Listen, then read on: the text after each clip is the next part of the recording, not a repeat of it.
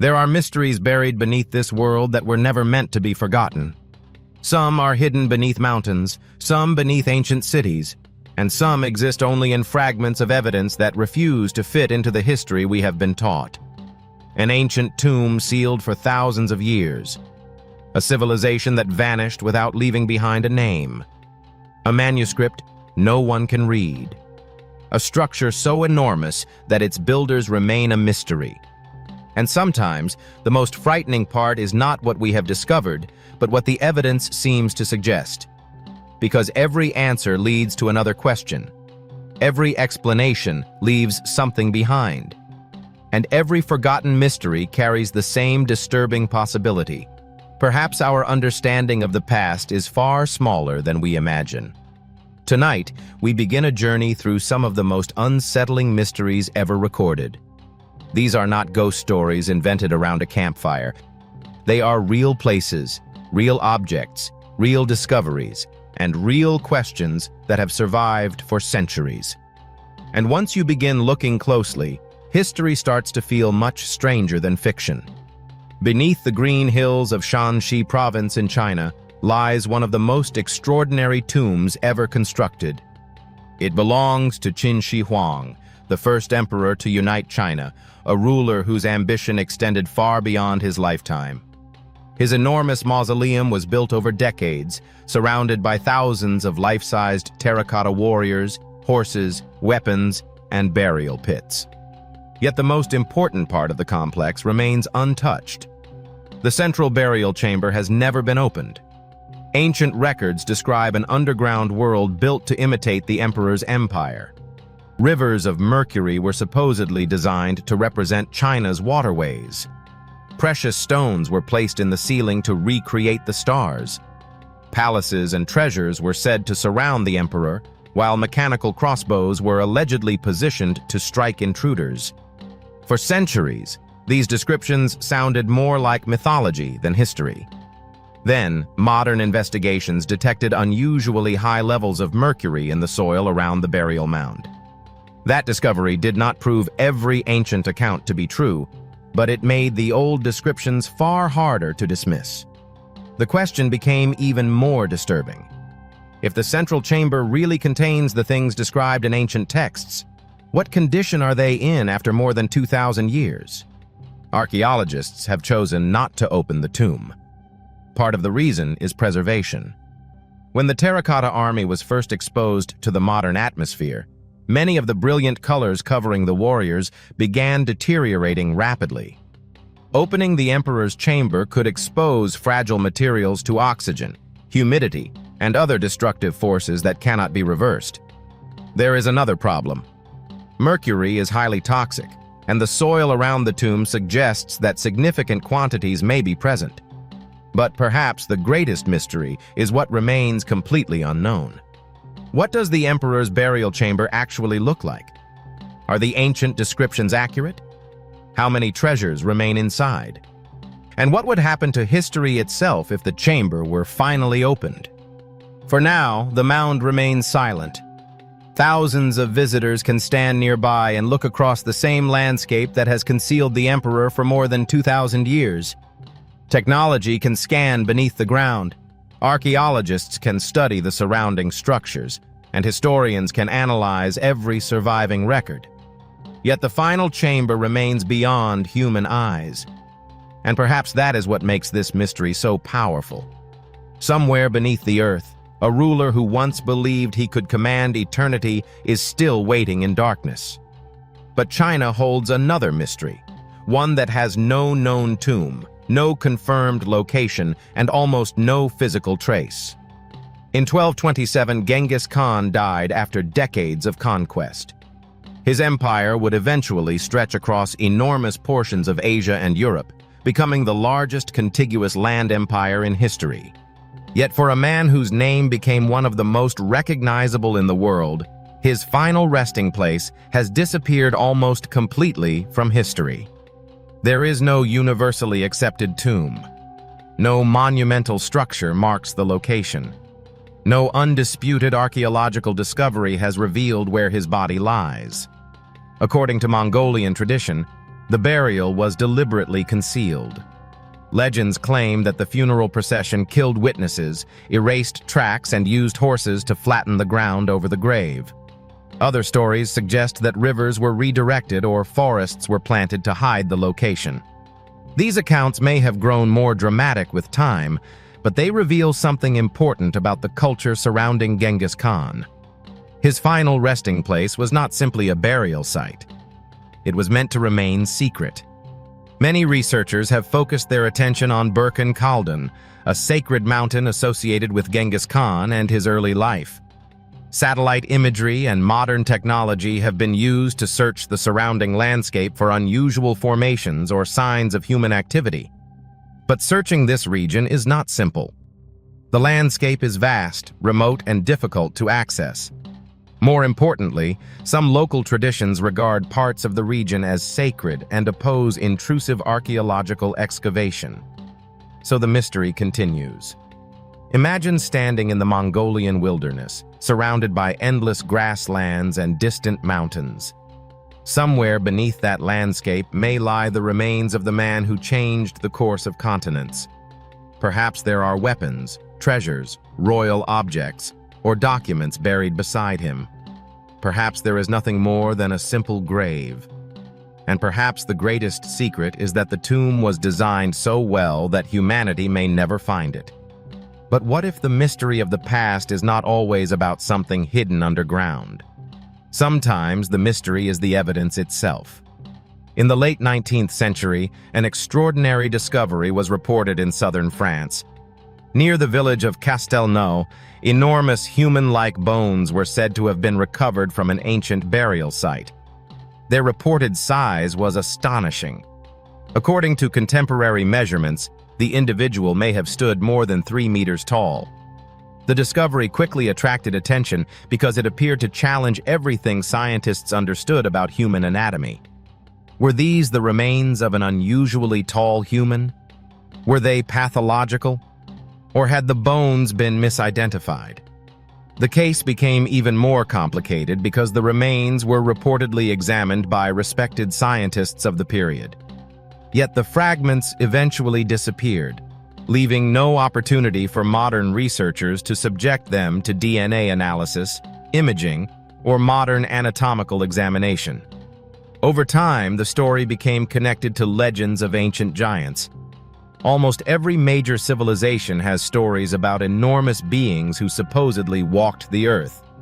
But mythology is not evidence. Modern researchers have suggested that some 19th century giant bone discoveries may actually have belonged to large prehistoric animals, including bears. At a time when paleontology was still developing, identifying fragmentary bones could be extremely difficult.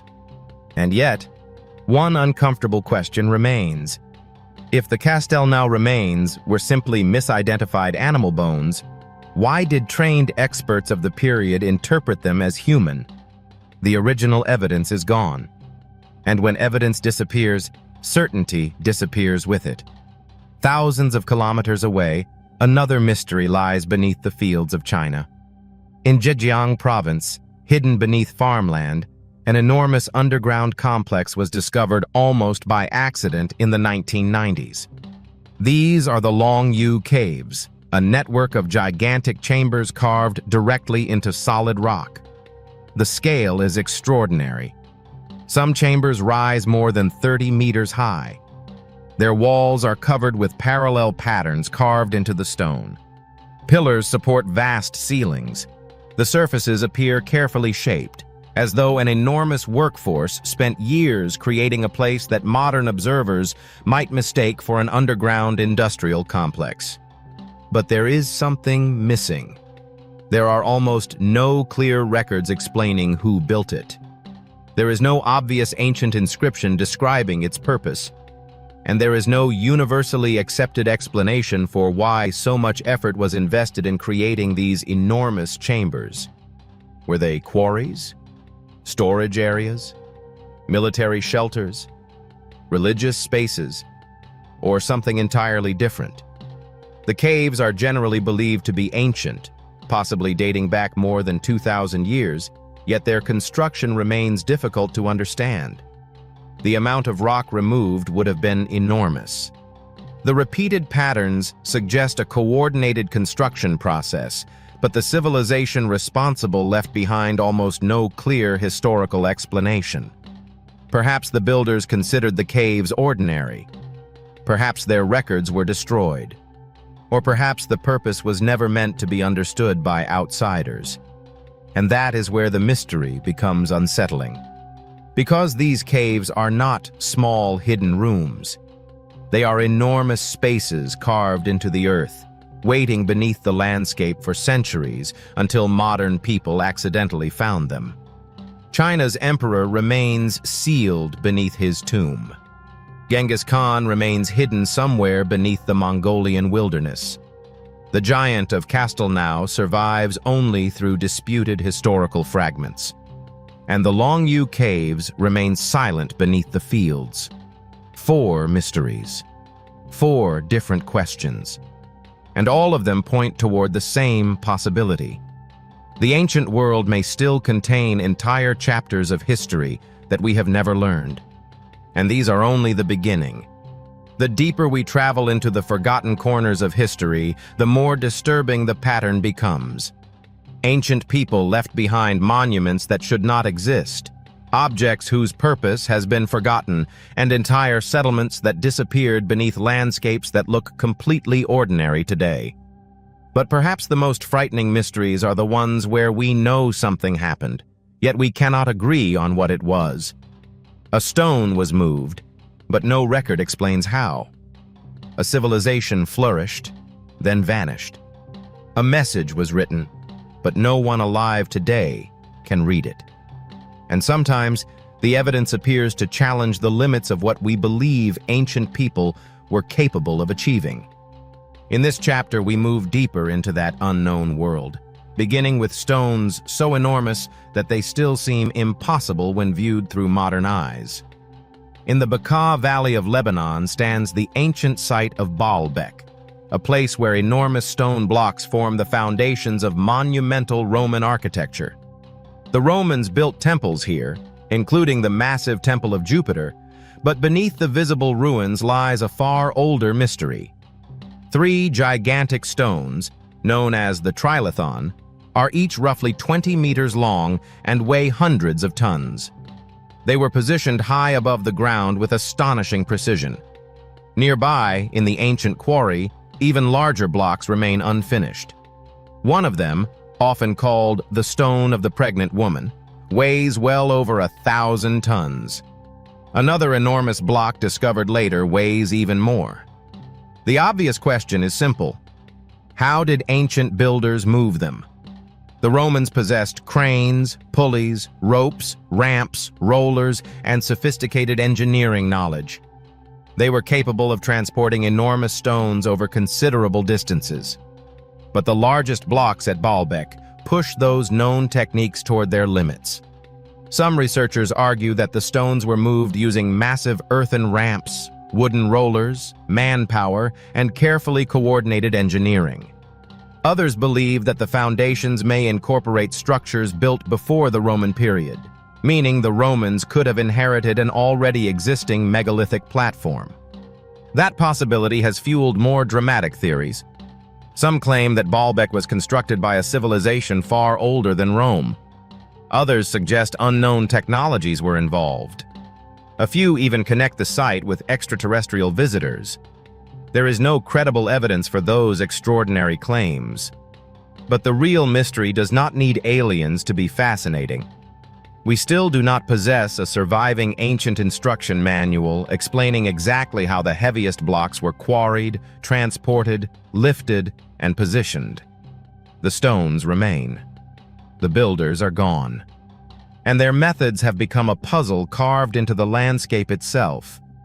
Yet sometimes the mystery is not how something was built, but why someone went to such extraordinary lengths to create it. In Costa Rica, hundreds of perfectly rounded stone spheres lie scattered across the landscape. Some are small enough to carry. Others are more than 2 meters across and weigh several tons. The spheres were first brought to modern attention in the 1930s when workers clearing land for banana plantations encountered them. Their astonishing symmetry immediately raised questions. Who made them? Why? And how were they shaped with such precision? The stones are generally associated with the Diki culture and date to roughly the first millennium AD and later. Their creators possessed remarkable stoneworking skills despite having no modern machinery. Some spheres were positioned near settlements and elite residences, suggesting they may have represented social status. Others may have had ceremonial or symbolic significance. For decades, people proposed that the spheres represented astronomical arrangements, maps, symbols of power, or even messages from a lost civilization. But there is no single explanation accepted for every sphere, and many were unfortunately moved, damaged, or destroyed during the 20th century. The mystery is therefore partly about what survives and partly about what was lost. Imagine discovering hundreds of objects that appear intentionally perfect, only to realize that the people who created them left almost no written explanation. The stones cannot tell us what they meant. They simply remain. And sometimes silence is more disturbing than any inscription. Thousands of years ago, another landscape disappeared beneath the sea. Today, the North Sea separates Britain from continental Europe. But during the last ice age, the landscape looked dramatically different. A vast region known as Doggerland stretched between what are now Britain, the Netherlands, Denmark, and surrounding areas. It contained rivers, wetlands, forests, and open plains where prehistoric communities hunted, fished, and gathered food. For thousands of years, Doggerland was inhabited. Then, the climate changed. As massive ice sheets melted, sea levels rose. Slowly, the land began disappearing beneath the water. But around 8,200 years ago, a catastrophic tsunami generated by the Storegga submarine landslide struck the region. Wave after wave moved across the low-lying landscape. Communities were overwhelmed. The world they knew disappeared beneath the North Sea. The tragedy was not necessarily a single instant event. Much of Doggerland had already been shrinking for centuries as sea levels rose. But the tsunami may have delivered a devastating final blow to populations living along the coast. Today, fishermen occasionally recover prehistoric tools, bones, antlers, and other artifacts from the seabed. These objects are fragments of a vanished world, a world that once connected communities across northern Europe. And this raises an unsettling question. How many other prehistoric settlements disappeared beneath rising seas? Modern coastlines are only snapshots of Earth's changing geography. Beneath today's oceans could be landscapes where people once lived, hunted, traded, worshipped, and died. The sea did not destroy the evidence completely. It simply buried it beneath water. But one ancient mystery remains above ground, impossible to overlook. Near Aswan in Egypt lies a gigantic unfinished obelisk carved directly from the bedrock. Had it been completed, it would have been one of the largest obelisks ever attempted by the ancient Egyptians, standing more than 40 meters tall and weighing over 1,000 tons. The remarkable part is that the monument was not merely designed. It was actually being carved. Workers had already shaped enormous sections of granite before a major crack appeared. The project was abandoned. Today, the unfinished monument provides an extraordinary archaeological window into ancient Egyptian stoneworking. Tool marks reveal how craftsmen attacked the granite. Dolerite pounding stones were used to break and shape the hard rock. Other techniques helped separate stone from the quarry. The obelisk itself, therefore, answers one mystery while creating another. We understand more about how ancient Egyptians worked stone because of this unfinished monument. But why was this particular project abandoned? The obvious answer is the crack. Once the stone developed a major structural fracture, completing it would have been extremely risky. A monument of this scale could not tolerate a fatal flaw. Yet its enormous size still raises questions.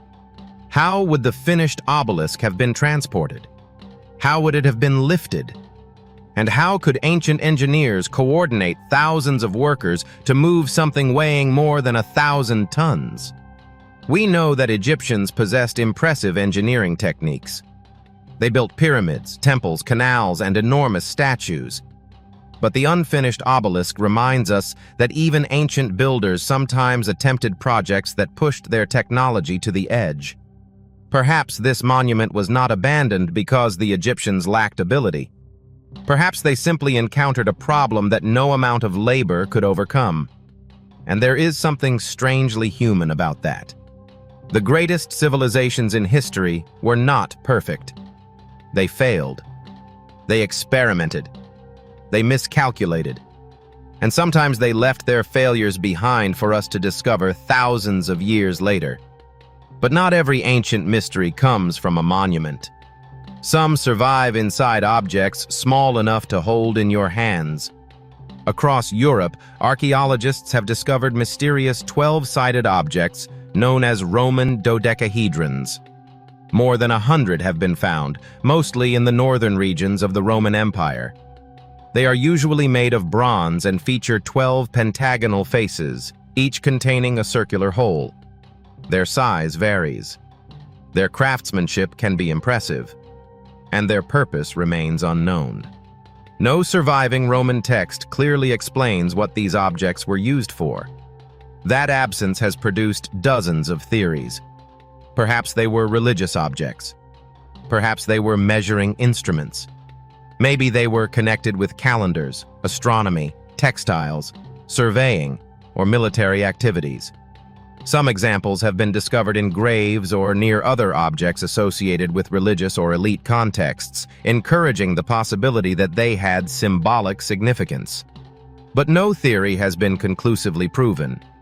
And this is especially strange because the Roman Empire was famous for documentation. Romans wrote about architecture, law, warfare, religion, trade, agriculture, medicine, and daily life. Yet these strange objects seem to exist almost outside the written record. They are physical evidence of an activity whose meaning has been forgotten. Perhaps their purpose was so ordinary that nobody bothered to explain it. Or perhaps they belong to a specialized tradition that disappeared when the Roman world changed. The answer may never come, and that is the strange lesson hidden inside the dodecahedrons. Sometimes history does not forget entire civilizations. Sometimes it forgets a single object. But that single object can be enough to remind us how much knowledge disappears when the people who understood it are gone. From giant stones in Lebanon, to mysterious spheres in Costa Rica, to an entire prehistoric landscape beneath the North Sea, and finally to enigmatic bronze objects scattered across the remains of the Roman world, the past continues to resist complete explanation. We often imagine history as a finished story, but perhaps it is more like a broken manuscript. Some pages survived, others burned, some were buried, and some were never written down at all. The question is not simply what we know about the ancient world. The more unsettling question is this: how much do we know that we have already forgotten? There are places on Earth where the past does not feel dead. It feels buried, watching, waiting.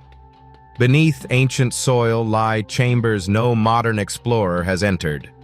Across forgotten landscapes stand monuments whose purpose remains uncertain. And inside old manuscripts are stories that seem to describe things humanity should never have been able to know. The deeper we look into history, the less certain reality becomes. Because sometimes the most frightening mysteries are not the ones we can explain badly. They are the ones that leave us with almost nothing to explain them at all. For centuries, one of the greatest mysteries surrounding ancient China has been the tomb of the man who created the first unified Chinese empire. His name was Qin Shi Huang, the first emperor of China, a ruler so obsessed with immortality that he spent much of his life searching for a way to defeat death. When he finally died in 210 BC, he was not simply buried. He was placed inside one of the most extraordinary burial complexes ever constructed. The tomb lies beneath a massive artificial mound near modern-day Xi'an. Around it are thousands of terracotta warriors, horses, chariots, weapons, officials, acrobats, musicians, and even animals, all created to accompany the emperor into the afterlife. But the strangest part of the entire complex is the part no one has fully entered. The emperor's central burial chamber remains unopened.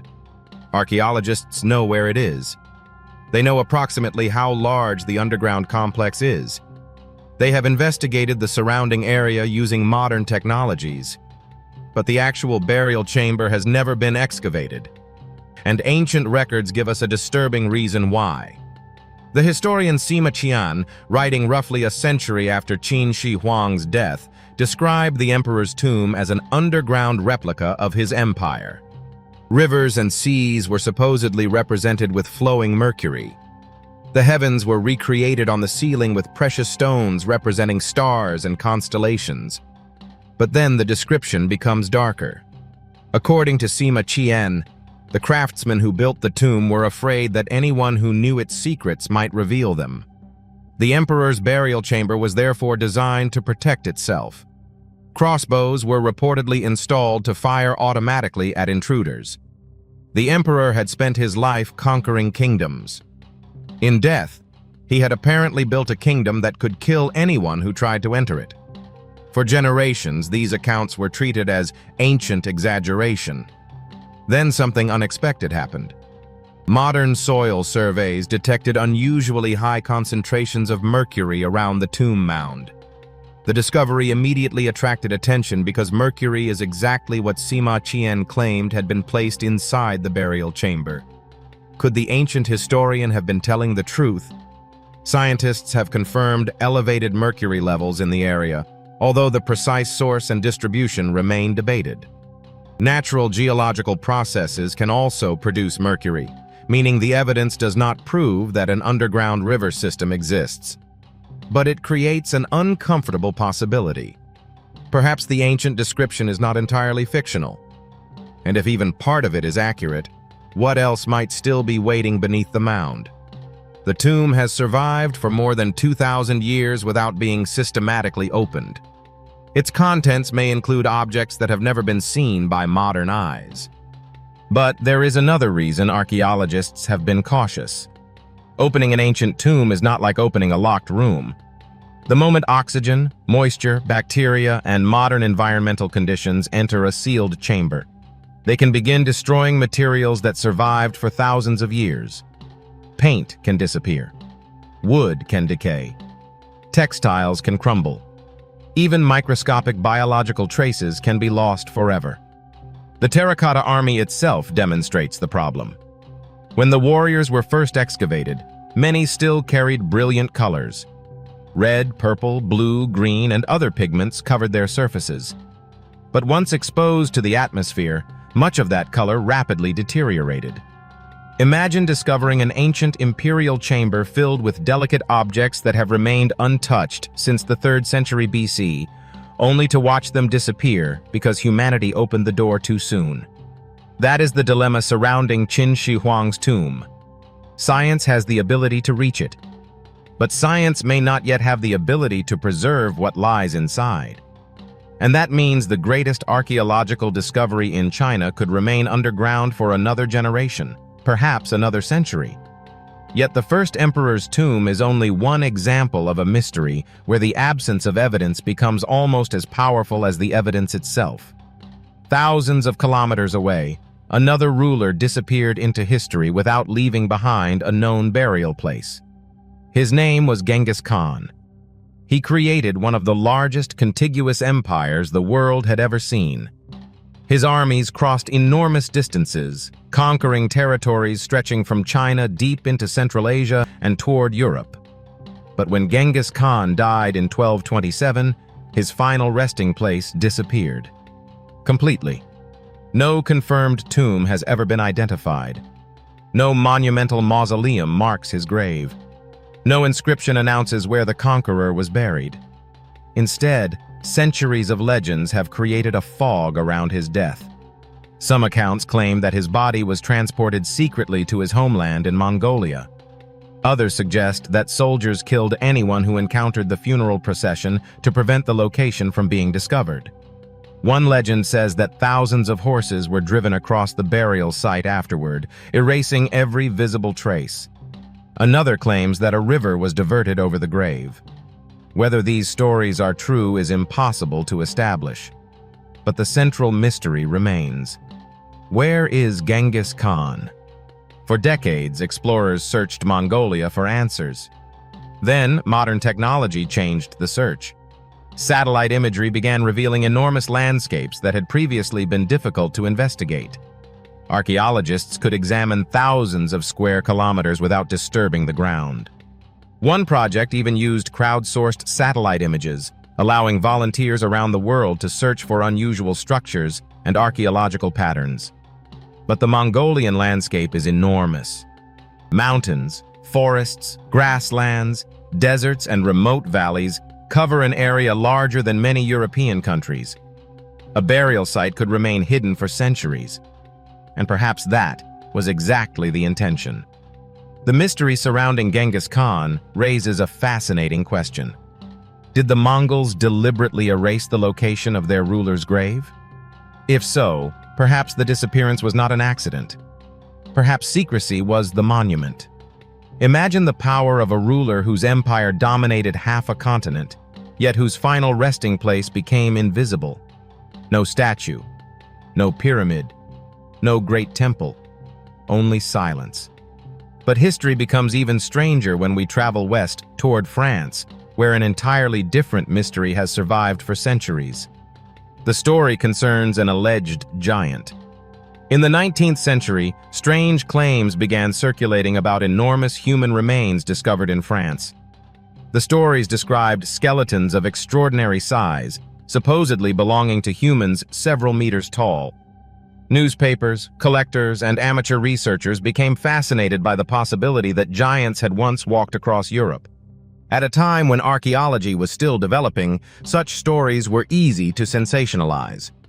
A large bone could become evidence of a giant. A distorted skeleton could become proof of an unknown race. And an ordinary archaeological discovery could become something much darker in the imagination of the public. But the idea of ancient giants has never completely disappeared. Around the world, legends describe enormous humans. The Bible contains stories of giants. Greek mythology tells of titans and enormous beings. Indigenous traditions from different regions contain their own stories of giant ancestors. And archaeological sites occasionally produce unusually large human bones that inspire speculation. But there is a crucial distinction between mythology and biological evidence. Modern archaeology has not produced credible evidence for a separate population of human giants several meters tall. Human beings can become exceptionally tall due to genetic conditions, such as gigantism. But this does not create an ancient race of enormous humans. Still, the legends remain powerful because they touch something deeply human. What if our understanding of ancient humanity is incomplete? What if ancient people encountered individuals so unusual that their stories survived for generations? And what if some discoveries were misunderstood, lost, exaggerated, or deliberately hidden? That final possibility leads to another extraordinary mystery.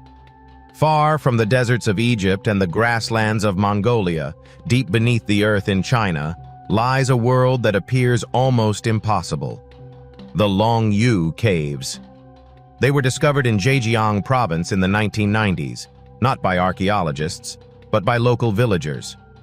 For generations, people had believed several large ponds were naturally deep. Then one villager decided to pump the water out. What emerged was not a natural cavern. It was an enormous underground chamber. And then another, and another. Eventually, dozens of artificial caves were identified. Their walls were covered with parallel chisel marks running at remarkably regular angles. The chambers were enormous. Some reached heights of more than 30 meters, Their construction required the removal of vast quantities of sandstone. Yet the most disturbing question is simple. Who built them? And why? There are no ancient records clearly explaining their construction. No inscriptions identify the builders. No surviving documents describe a massive workforce excavating the underground chambers. No obvious royal monument stands above them. And yet the caves are far too structured to be dismissed as ordinary natural formations. Their walls display repeating patterns. Their ceilings contain carefully carved designs. Some chambers are separated by remarkably thin walls. The builders appear to have understood how to excavate enormous spaces while maintaining structural stability. But there is another mystery. Where did all the removed stone go? The amount of material excavated from the caves would have been enormous. If thousands of workers spent years cutting through the rock, the project should have produced massive piles of debris. Yet archaeologists have struggled to identify enough discarded material to explain the full scale of the excavation. Perhaps the stone was transported elsewhere. Perhaps it was reused. Or perhaps the caves were constructed over a much longer period than we realize. The estimated age of the caves is also uncertain. Some researchers believe they may date back more than 1,000 years, possibly to the Qin or Han periods, while others have proposed different dates. But the absence of written evidence leaves the story incomplete. And that is what makes the Longyu Caves so unsettling. They are not merely mysterious because they are underground. They are mysterious because someone invested enormous energy in creating them, and then seemingly left almost no explanation behind. Why build gigantic chambers beneath the earth? Were they palaces, tombs, storage facilities, religious spaces, military shelters, or something we have not yet considered? The caves do not provide an easy answer. Their existence forces us to confront an uncomfortable truth about archaeology. History is not a complete record. It is a collection of fragments. We see the monuments that survived. We read the texts that were preserved.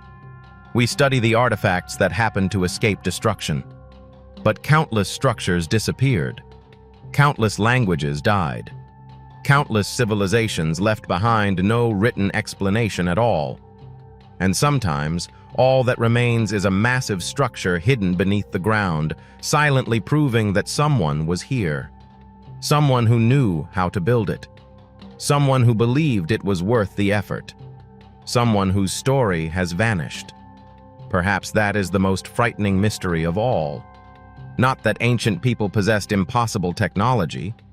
Not that giants ruled forgotten kingdoms.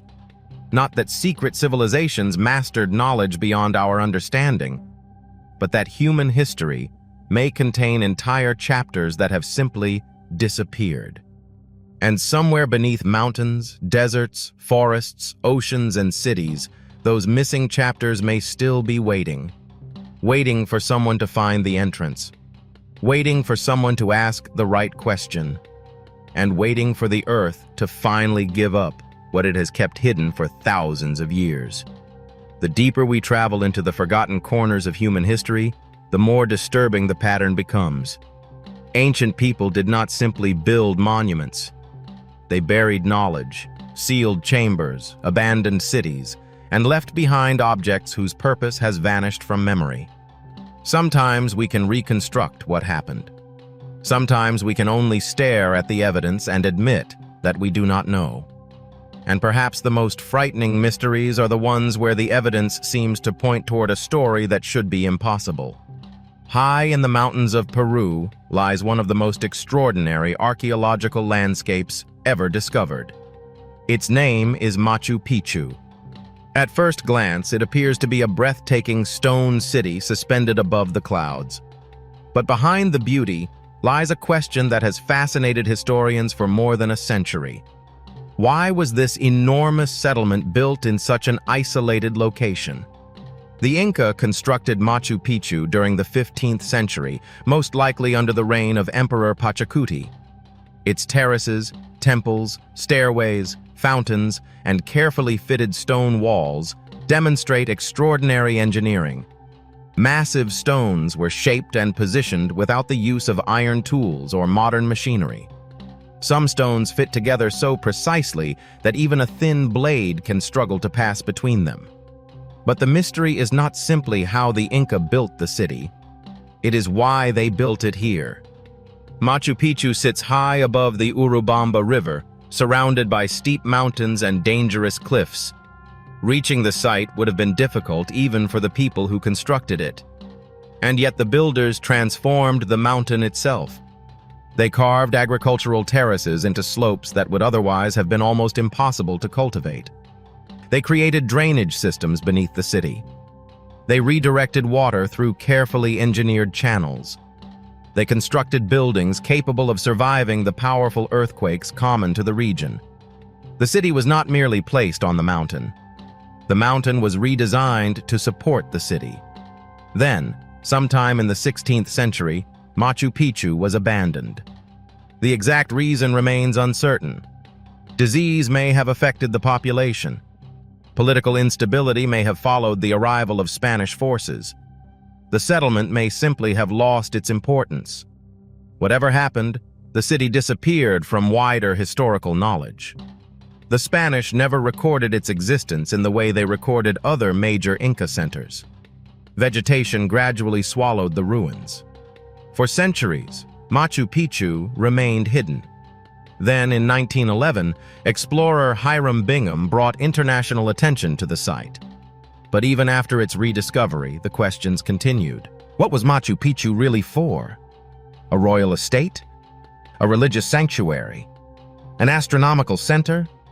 A combination of all three? The presence of temples and ritual structures suggests that spirituality played an important role. One of the most famous stones is the Intihuatana, often interpreted as a ritual or astronomical object connected with the movement of the sun. Nearby structures appear aligned with important solar events. During certain times of the year, sunlight enters particular openings and interacts with carefully positioned stones.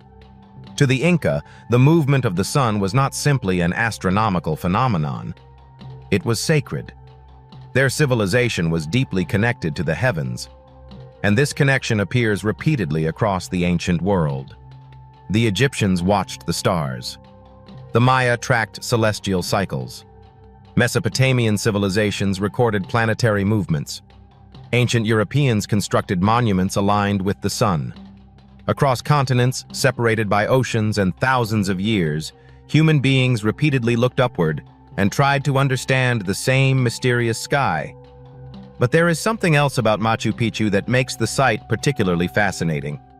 The city was built in a region where earthquakes were a constant threat. Instead of rigidly joining stones with mortar, Inca builders created walls whose stones could move slightly during an earthquake and settle back into position. This technique helped structures survive repeated seismic activity. Many modern buildings would suffer serious damage under similar conditions. The Inca had no modern earthquake engineering textbooks. They learned through experience. Generation after generation refined the techniques. And then, suddenly, their empire collapsed. Knowledge that had taken centuries to develop was disrupted. Cities were abandoned. Religious traditions were suppressed. And countless architectural secrets disappeared with the people who understood them. But Machu Picchu is not the only place where an ancient civilization seems to have vanished almost overnight. In the forests of Cambodia lies another enormous monument, Angkor. At its height, Angkor was one of the largest urban centers of the medieval world. Its most famous structure, Angkor Wat, rises from the jungle like a stone vision. Massive towers symbolize sacred mountains. Long galleries contain thousands of carvings. Entire walls depict battles, gods, kings, demons, celestial beings, and scenes from Hindu mythology. But Angkor was far more than a temple. It was part of an enormous urban and hydraulic system. Reservoirs, canals, roads, temples, houses, and agricultural areas spread across an immense landscape. For centuries, the Khmer Empire controlled much of mainland Southeast Asia. Then something changed. Angkor declined. By the 15th century, the city had largely been abandoned as the political center of the Khmer kingdom. For a long time, popular stories suggested that the jungle simply swallowed the city. But reality appears more complicated. Climate change may have played a major role. Researchers have discovered evidence of periods of extreme drought followed by intense rainfall. Such fluctuations could have damaged the water management system that Angkor depended upon. A city designed around controlling water could become vulnerable when the climate itself became unpredictable. This creates an unsettling connection with the modern world. Civilizations often appear permanent while they are flourishing. Their roads are crowded. Their fields produce food. Their rulers command armies. Their temples rise toward the heavens. Their people assume the system will continue tomorrow, until it doesn't. Angkor reminds us that collapse does not always arrive with a single dramatic event. Sometimes it happens slowly. A harvest becomes slightly worse. A reservoir becomes harder to maintain. Trade routes shift. Political power weakens. Disease spreads. Climate patterns change. People begin leaving. One generation inherits less than the previous generation. Eventually, a city that once contained hundreds of thousands of people becomes silent. And centuries later, explorers walk through its ruins and ask how anyone could have allowed such a place to disappear. But perhaps an even stranger story lies beneath the deserts of Turkey. There, archaeologists discovered a vast underground city called Derinkuyu. Unlike Angkor, it was not abandoned into a jungle. It was hidden beneath the earth. Derinkuyu descends through multiple levels of underground chambers. There are rooms for living, storage areas, kitchens, wells, ventilation shafts, religious spaces, and passages connecting different sections. Some estimates suggest that tens of thousands of people could have taken shelter in the underground network. Heavy circular stone doors could be rolled across passages from the inside. Once closed, these entrances would have been extremely difficult for an attacker to open. Why would anyone build an entire city underground? The answer may be connected to survival. The region of Cappadocia experienced repeated periods of warfare and political instability. Underground settlements could provide temporary protection from invading armies. But Derinkuyu raises another question. How long did it take to create? The tunnels penetrate volcanic rock that is relatively soft when first excavated but becomes stable when exposed to air. Ancient builders could carve through it using relatively simple tools. Yet the scale is astonishing. Imagine descending beneath the ground and discovering not one hidden room, but an entire world. Then imagine realizing that someone planned it. They knew where the ventilation shafts needed to go. They knew how to connect rooms. They knew how to prevent entrances from being easily breached. They knew how many people could occupy the spaces. This was not random excavation. It was architecture beneath the earth. And perhaps that is why underground civilizations appear so often in human imagination. The idea of a hidden world beneath our feet is almost universal. Stories of underworlds, hidden kingdoms, secret tunnels, and subterranean cities appear in cultures separated by enormous distances. But sometimes these stories are not entirely fictional. Archaeologists have repeatedly discovered ancient structures beneath places where no one expected them. Cities covered by soil, tombs beneath temples, tunnels beneath castles, entire settlements buried by volcanic eruptions, floods, earthquakes, or centuries of construction. The modern city itself can become a layer of archaeology. A building stands above a road. The road covers older foundations. Those foundations cover an ancient settlement. And beneath that may be something even older. Every civilization builds on the remains of something that came before, which means the ground beneath our feet may be a historical archive. But unlike a library, it has no index. There are no labels telling us where to look. And sometimes the most important discoveries happen completely by accident. In 1974, Chinese farmers digging a well near Xi'an uncovered fragments of a terracotta figure. They had no idea that beneath the soil was one of the largest archaeological discoveries of the 20th century. Thousands of soldiers stood underground. Each figure was different. Faces, hairstyles, clothing, armor, and expressions varied across the army. The scale of the project was almost beyond imagination. The emperor had attempted to recreate an entire military force for the afterlife. But even this enormous discovery may be only the outer layer of the emperor's world. The central tomb remains sealed. And that leaves us with a haunting possibility. What if the terracotta army is not the greatest secret of the complex? What if it is only the warning? Perhaps the real story is still beneath the mound. A sealed chamber. A forgotten ruler. A lost world preserved in darkness.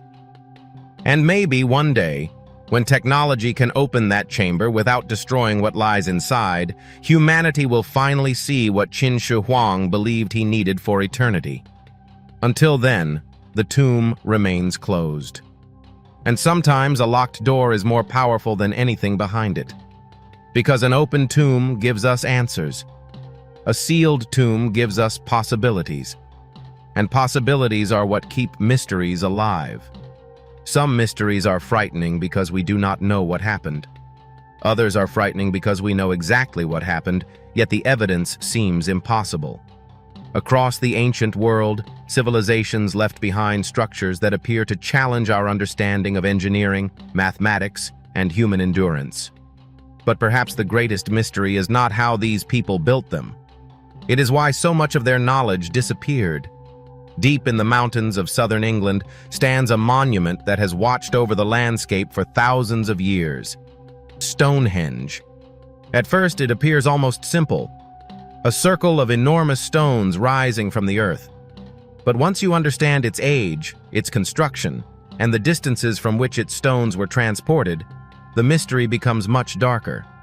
The earliest major construction at Stonehenge began more than 5,000 years ago. That means some of its foundations are older than the pyramids of Egypt. The people who began constructing it had no steel machinery, no cranes, no engines, and no modern surveying equipment.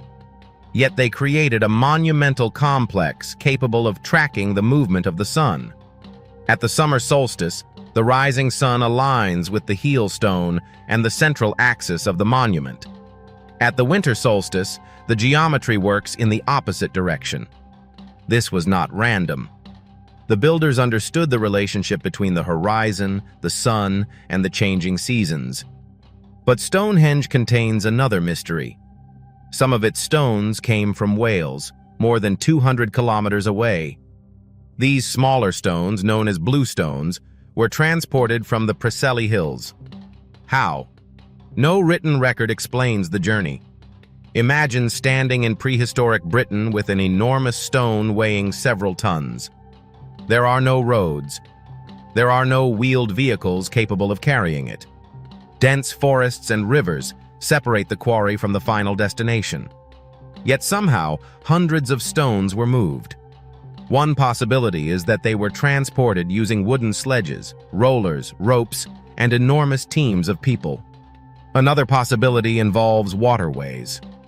The stones may have been dragged over land for part of the journey and transported by rivers or along the coast for another.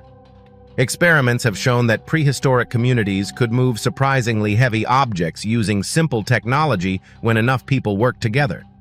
So perhaps Stonehenge does not require impossible technology at all. Perhaps it requires something even more difficult to imagine. Coordination. Thousands of people cooperating for a purpose that may have taken generations to complete. And that raises the deeper mystery. Why? Was Stonehenge a temple? A cemetery?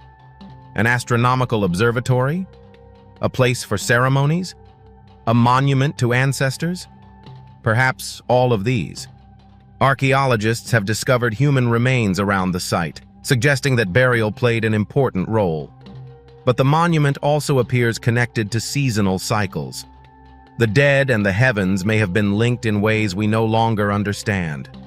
For prehistoric people, death was not necessarily an ending. The movement of the sun may have represented renewal. The changing seasons may have represented cycles of life, death, and rebirth. Stonehenge could therefore have been more than a building. It could have been a machine for connecting earth, sky, and the dead. Yet another ancient monument raises an even stranger question. How could humans carve an entire temple out of a mountain? In India, at the Ellora Caves, the answer can be found in one of the most astonishing structures ever created, the Kailasa Temple. Unlike a conventional temple, Kailasa was not assembled stone by stone. It was excavated from a single mass of rock. Workers began at the top of the mountain and carved downward. This approach created a monumental structure from the rock itself. The temple contains enormous courtyards, pillars, stairways, sculptures, shrines, elephants, divine figures, and elaborate architectural details. Every surface appears to have been deliberately designed.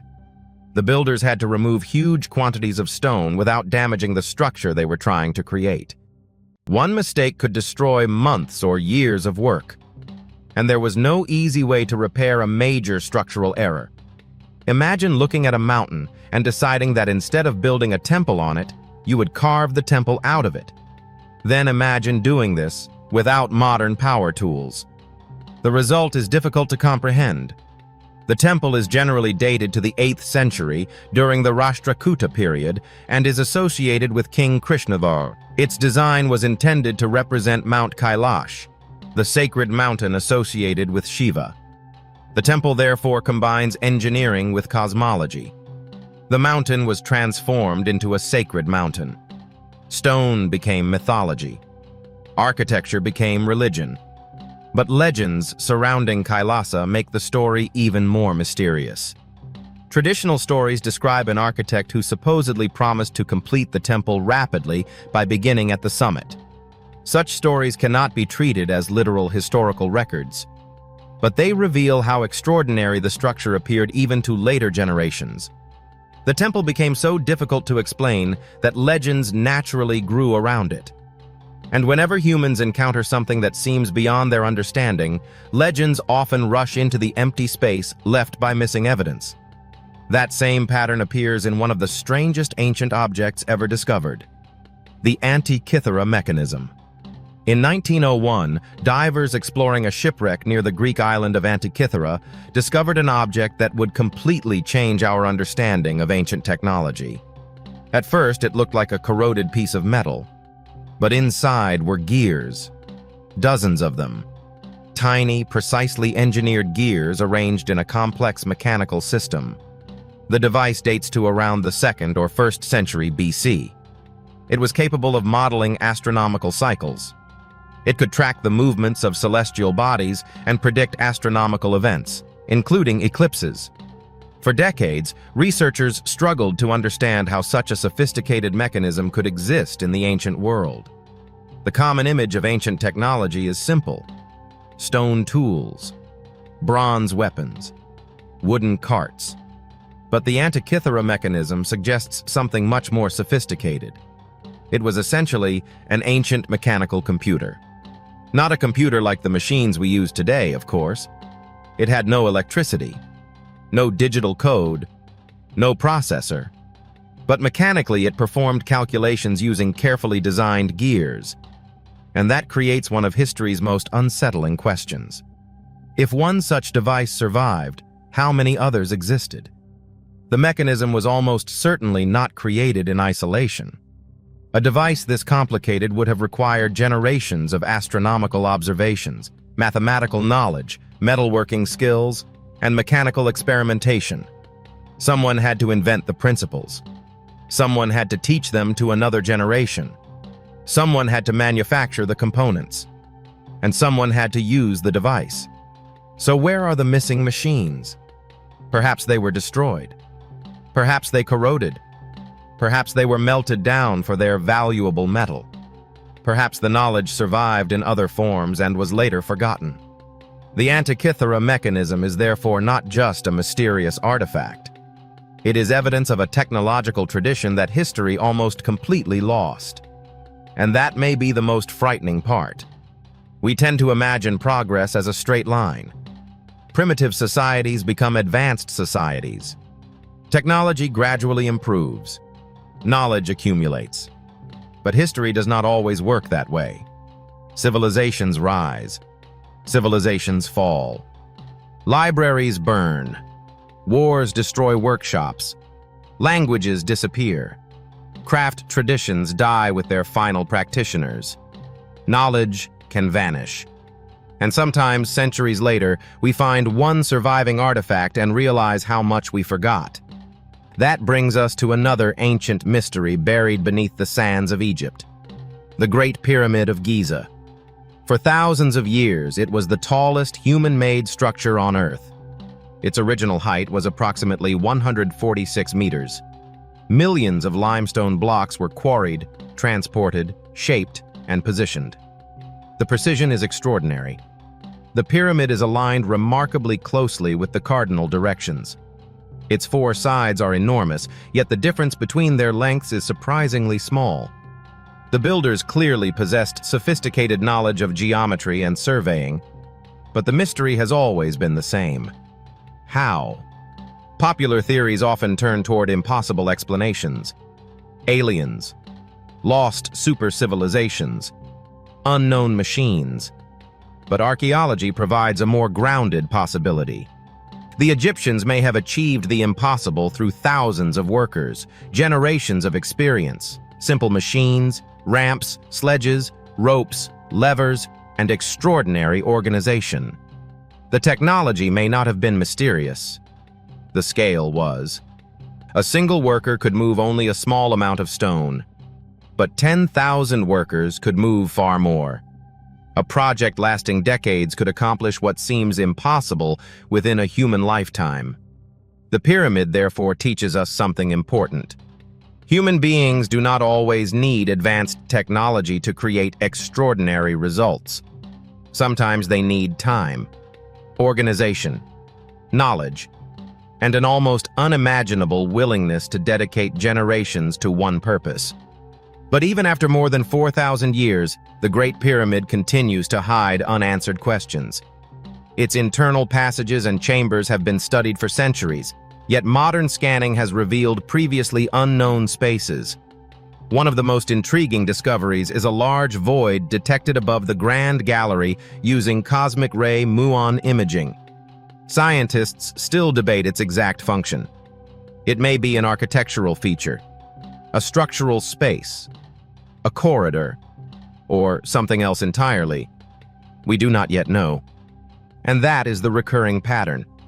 Every time humanity believes the ancient world has been explained, another question appears. A new chamber, a forgotten manuscript, a strange artifact, a buried city, a structure beneath the ground. History keeps opening doors. But behind every door is another corridor. And behind that corridor is another locked door. Perhaps one day we will open enough of them to finally understand the civilizations that came before us. Or perhaps the opposite will happen. Perhaps every answer will create 3 new mysteries. Because the deeper we dig into the past, the more we realize that human history is not a finished story. It is a dark room filled with fragments, and we are still searching for the light.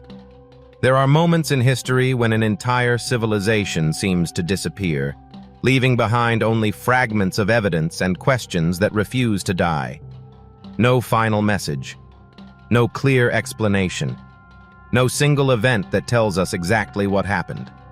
Just abandoned streets, silent buildings, broken tools, and the unsettling realization that the people who once called these places home simply vanished from the historical record. One of the greatest examples lies beneath the forests of Central America, the Maya civilization. For centuries, the Maya built extraordinary cities across what is now Mexico, Guatemala, Belize, Honduras, and El Salvador. They constructed enormous pyramids, ceremonial plazas, palaces, temples, reservoir, and sophisticated urban centers. They developed complex calendars. They recorded astronomical movements. They created a writing system capable of expressing remarkably detailed information. They understood mathematics well enough to use the concept of 0 centuries before it became common in medieval Europe.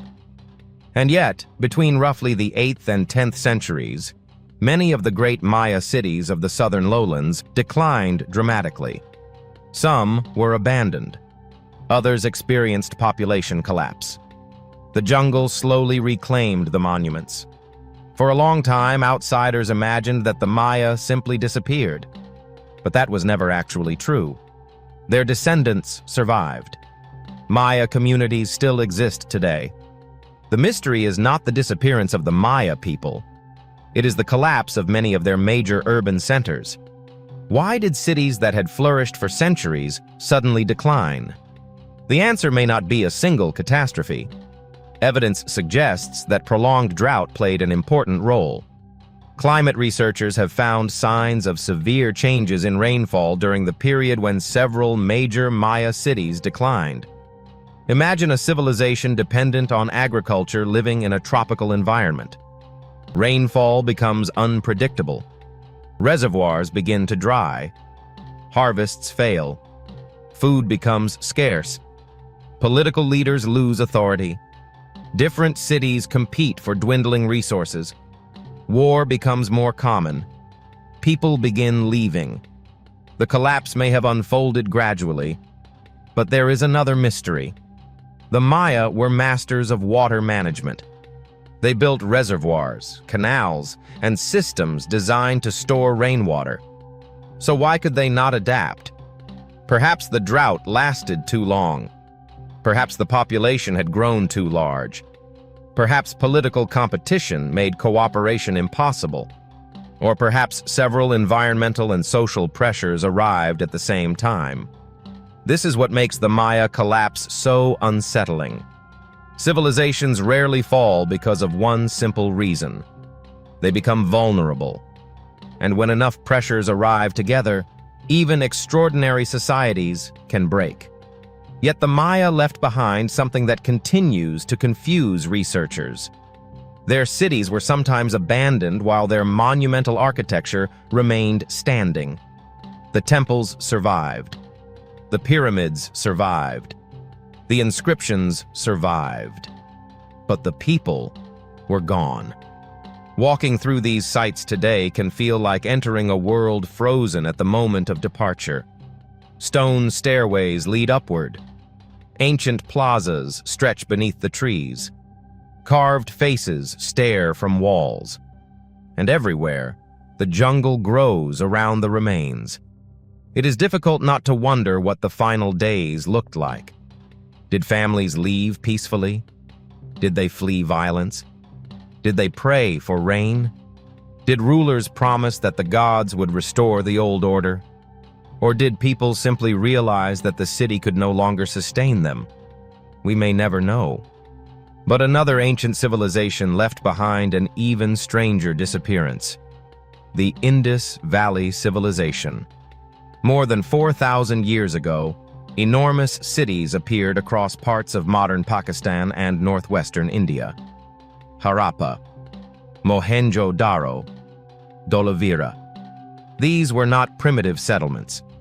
They had carefully planned streets, sophisticated drainage systems, standardized bricks, wells, public buildings, water reservoirs, and remarkably organized urban layouts.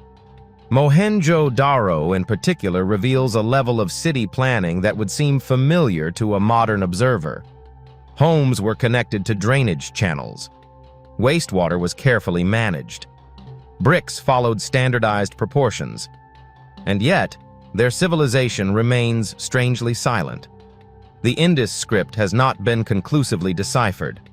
Thousands of inscriptions have been found, but most are extremely short. Without a readable writing system, we cannot easily hear the voices of the people who built these cities. We do not know their kings. We do not know the names of their rulers. We do not know exactly what they called themselves. We cannot read their stories.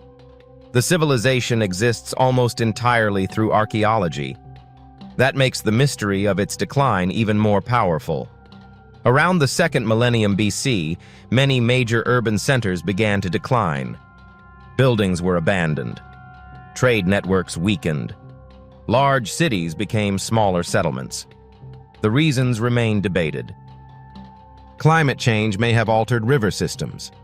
Monsoon patterns may have shifted. Some rivers may have changed course. Economic networks may have collapsed. Disease or political instability may also have played a role. But unlike civilizations that left long historical records, the Indus Valley people left us a locked language. Imagine discovering an enormous city containing thousands of objects, buildings, seals, and inscriptions, but being unable to understand the words written by its inhabitants. It is like finding an entire library where every book is written in an unknown language. You can examine the shelves. You can study the paper. You can identify repeated symbols. But the voices remain silent.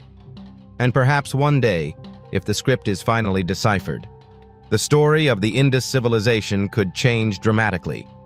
It might reveal kings, religious beliefs, trade routes, wars, natural disasters, or something completely unexpected. Until then, the silence remains. But some mysteries are not about civilizations disappearing. They are about objects appearing where they should not exist. One of the most famous examples is the Antikythera mechanism. But the ancient world contains another artifact that has created equally intense debate.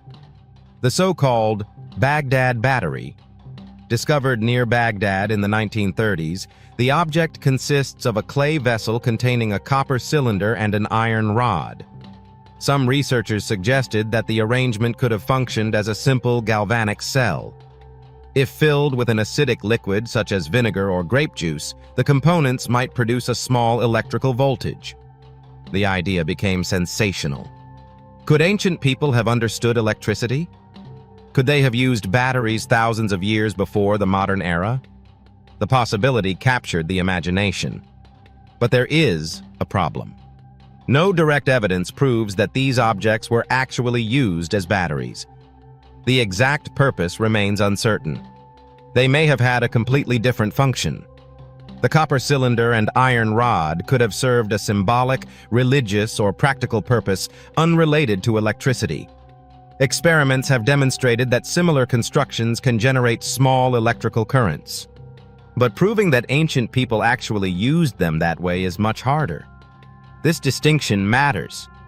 Archaeology is not about finding something strange and choosing the most exciting explanation. It is about evidence. And sometimes the honest answer is simply, we do not know.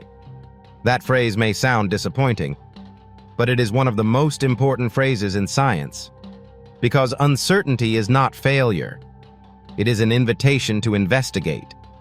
And there is perhaps no better example of this than the mysterious Roman dodecahedrons. More than 100 of these strange bronze objects have been discovered across parts of the former Roman Empire. They are small. They are hollow. They have 12 pentagonal faces. Each face contains a circular opening. Different dodecahedrons have different hole sizes. Small knobs project from their corners. And despite decades of research, no ancient Roman text clearly explains what they were used for. Imagine finding a sophisticated manufactured object scattered across a huge empire, but never finding a single written sentence describing it. Were they religious objects? Measuring instruments? Candlestick holders? Astronomical devices? Knitting tools? Military instruments? Theories are everywhere. Proof is not. Some dodecahedrons have been discovered in graves. Others appear in military or settlement contexts. Their variation makes certain standardized measurement theories difficult to confirm. Their absence from Roman literature makes the mystery even deeper. Perhaps they were ordinary tools that no writer considered worth describing. Perhaps they belonged to a specialized craft tradition. Perhaps their purpose was religious and therefore known only to certain communities. Or perhaps the real function has been misunderstood entirely. The most fascinating mysteries often survive precisely because the evidence is incomplete. We know enough to prove the object existed. We know enough to know it was deliberately manufactured. But we do not know enough to reconstruct the reason behind it. And that gap between evidence and explanation is where mystery lives. Then there is another object that appears almost impossible because of its location. The Great Zimbabwe Ruins in southern Africa. Built between roughly the 11th and 15th centuries, Great Zimbabwe was a monumental stone city constructed without mortar. Its enormous walls curve across the landscape. Some sections reach impressive heights. The great enclosure contains one of the most remarkable dry stone structures in Africa. For generations, colonial-era writers refused to believe that local African societies could have built such a complex settlement. They invented foreign explanations. Some claimed Phoenicians had built it. Others attributed it to biblical civilizations. But archaeology eventually demonstrated that Great Zimbabwe was created by ancestors of the Shona-speaking peoples of the region. The site was part of a sophisticated society involved in agriculture, trade, cattle keeping, and long-distance commerce. Gold and other resources connected the region to broader Indian Ocean trading networks. Yet Great Zimbabwe eventually declined. Again, the reasons are debated. Environmental pressure, changing trade routes, political transformation, resource limitations. Multiple factors may have contributed, but the ruins remain. Silent proof of a society that was once powerful enough to build monumental stone architecture across the African plateau. And this is perhaps the greatest lesson hidden within these mysteries. History has often been written from the perspective of those who survived, those who conquered, and those who left written records. But archaeology tells a different story. It reveals civilizations that were ignored, cities that were forgotten, technologies that disappeared, and people whose achievements were once dismissed simply because later generations did not understand them. The past is not primitive. It is complicated, sometimes brilliant, sometimes fragile, and sometimes terrifyingly similar to our own world. Because every civilization believes, at least for a time, that its cities will endure, that its knowledge will survive, that its monuments will remain. But the ruins beneath our feet tell us otherwise. Nothing is guaranteed to last. Not empires, not languages, not cities, not even memory. And somewhere beneath the earth, there may still be another forgotten civilization waiting to remind us just how much of human history has already vanished. There are places on earth where history seems to stop making sense. Stones appear where no civilization should have been able to move them. Entire settlements vanish without leaving a clear explanation. Ancient objects survive that seem impossible for their time, while others disappear so completely that even their locations have become legends. And sometimes the most frightening mysteries are not the things we have discovered, but the things we know are still missing. For centuries, explorers, archaeologists, historians, and scientists have searched for answers. Some mysteries have eventually been solved by patient research. Others have only become stranger as new evidence emerged. Tonight, we continue deeper into that darkness. Because the mysteries ahead are not simply stories of ghosts, curses, or forgotten legends. They are mysteries connected to real places, real artifacts, ancient records, and discoveries that continue to challenge what we think we know about humanity. And the deeper we look, the more disturbing one possibility becomes. What if our understanding of the past is not incomplete by accident? What if entire chapters of human history disappeared beneath the earth, beneath the oceans, or beneath civilizations built over them? In the next Mysteries, we will enter forgotten worlds, examine objects whose purpose remains uncertain, and follow evidence that raises questions science has not completely answered. And perhaps by the end you will begin to wonder whether the past is truly gone, or whether it is still waiting for us to uncover it. One of the most unsettling mysteries begins beneath the Mediterranean, where an ancient city disappeared beneath the waves. Thousands of years ago, the coastline of the Mediterranean looked very different from what we see today. Cities rose beside harbors, Ships carried merchants across the sea, and temples dominated prosperous centers of ancient civilization. But sometimes, nature erased everything. One of the most extraordinary examples is the sunken city of Thonis Herakleion in Egypt. For centuries, the city existed mainly through ancient references. Greek historians mentioned a great Egyptian port associated with trade, religion, and the legendary Temple of Heracles. Yet as centuries passed, the city seemed to disappear. Not abandoned, not conquered and rebuilt, simply gone. By the modern era, scholars were no longer certain where the ancient city had even stood. Then underwater archaeology began revealing something astonishing. Beneath the waters near the Nile Delta were enormous stone statues, temple fragments, inscriptions, coins, jewelry, ceremonial objects, and architectural remains belonging to a civilization that had been hidden beneath the sea for more than 1,000 years. The discoveries transformed what had once seemed like legend into physical reality. Massive statues emerged from the darkness of the Mediterranean floor. One enormous figure represented an ancient Egyptian ruler. Others depicted gods and religious figures. Granite columns lay scattered across the seabed as though an entire city had been violently dropped beneath the waves. But what happened? Why did the city disappear? Scientists believe a combination of geological processes may have been responsible. The region lies on unstable ground. Earthquakes, soil liquefaction, rising sea levels, and flooding could have gradually weakened the foundations of the city. At some point, large sections of Thonis Herakleion sank. The sea swallowed streets, temples, homes, and monuments. And then something remarkable happened. The mud of the Nile Delta preserved many of the objects. Instead of being destroyed completely, they became sealed beneath layers of sediment. For more than 1,000 years, the city remained hidden.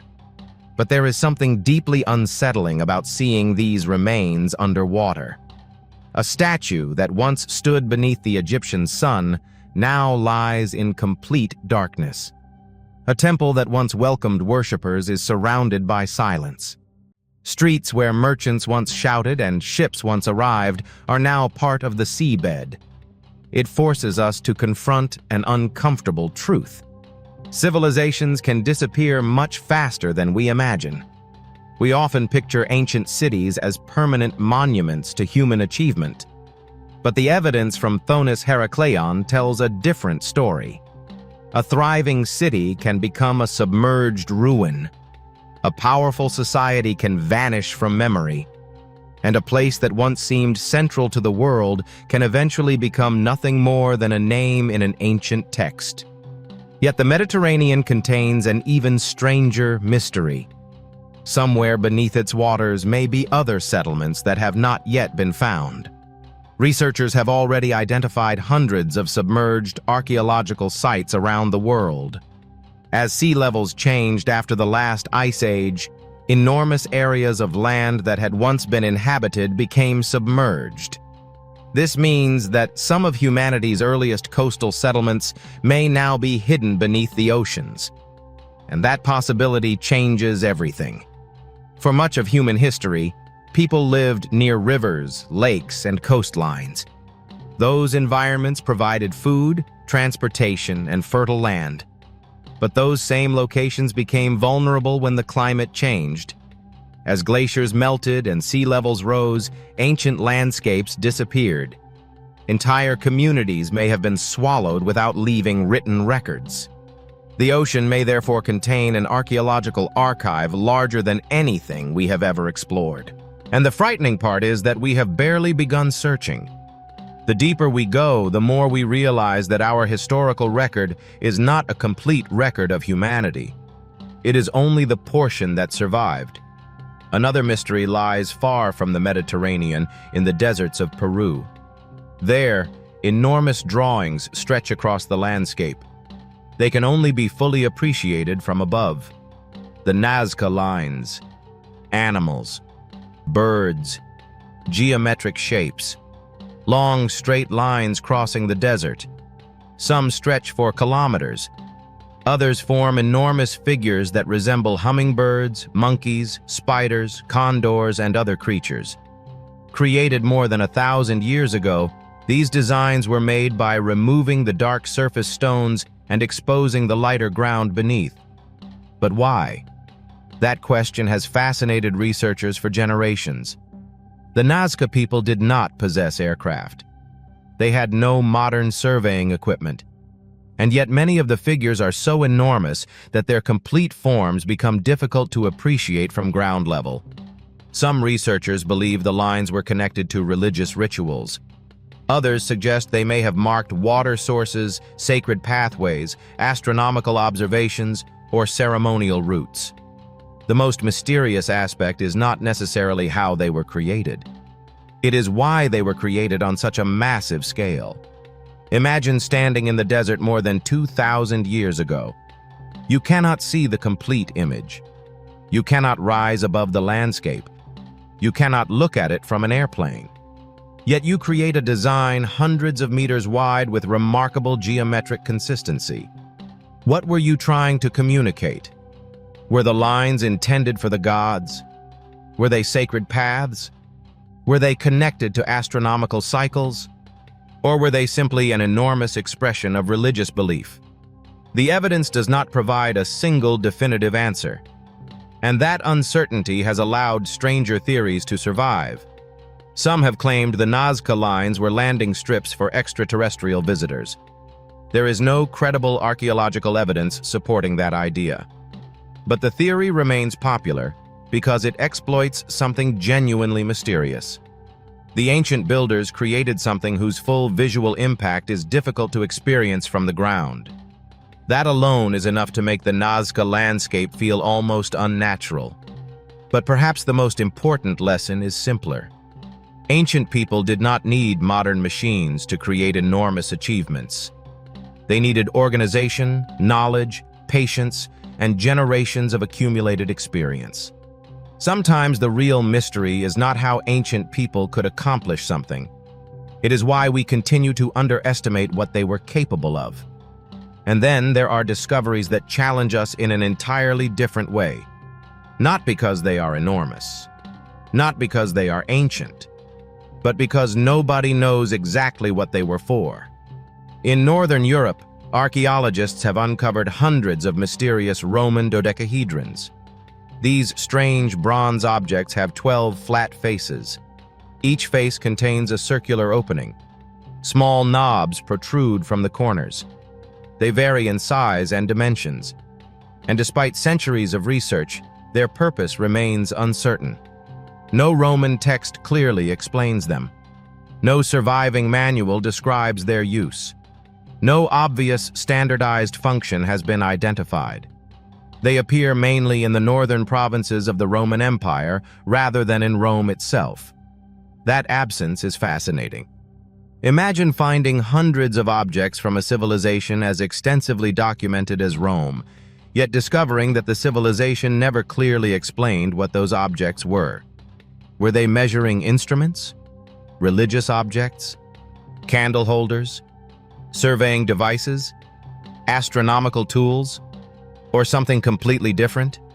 Various experiments have demonstrated that dodecahedrons could potentially have been used for practical purposes. But the problem is that the objects are not standardized enough to support a single obvious function. Some were found in military contexts. Others appeared in domestic environments. Some were buried alongside valuable objects. One was discovered in a woman's grave. Another was associated with a religious or ceremonial setting. Each discovery adds another possibility, and none provides a final answer. The mystery becomes more fascinating when we consider how many objects from everyday ancient life have disappeared. We know about Roman weapons because weapons survive. We know about coins because coins survive. We know about architecture because stone survives. But many ancient technologies were made from wood, leather, fibers, and other materials that decay. Entire categories of ancient knowledge may therefore have vanished without leaving physical evidence. A civilization could have possessed tools whose functions we would not recognize today. And if the written instructions disappeared, the object itself could become an archaeological mystery. That is exactly what makes the Roman dodecahedrons so haunting.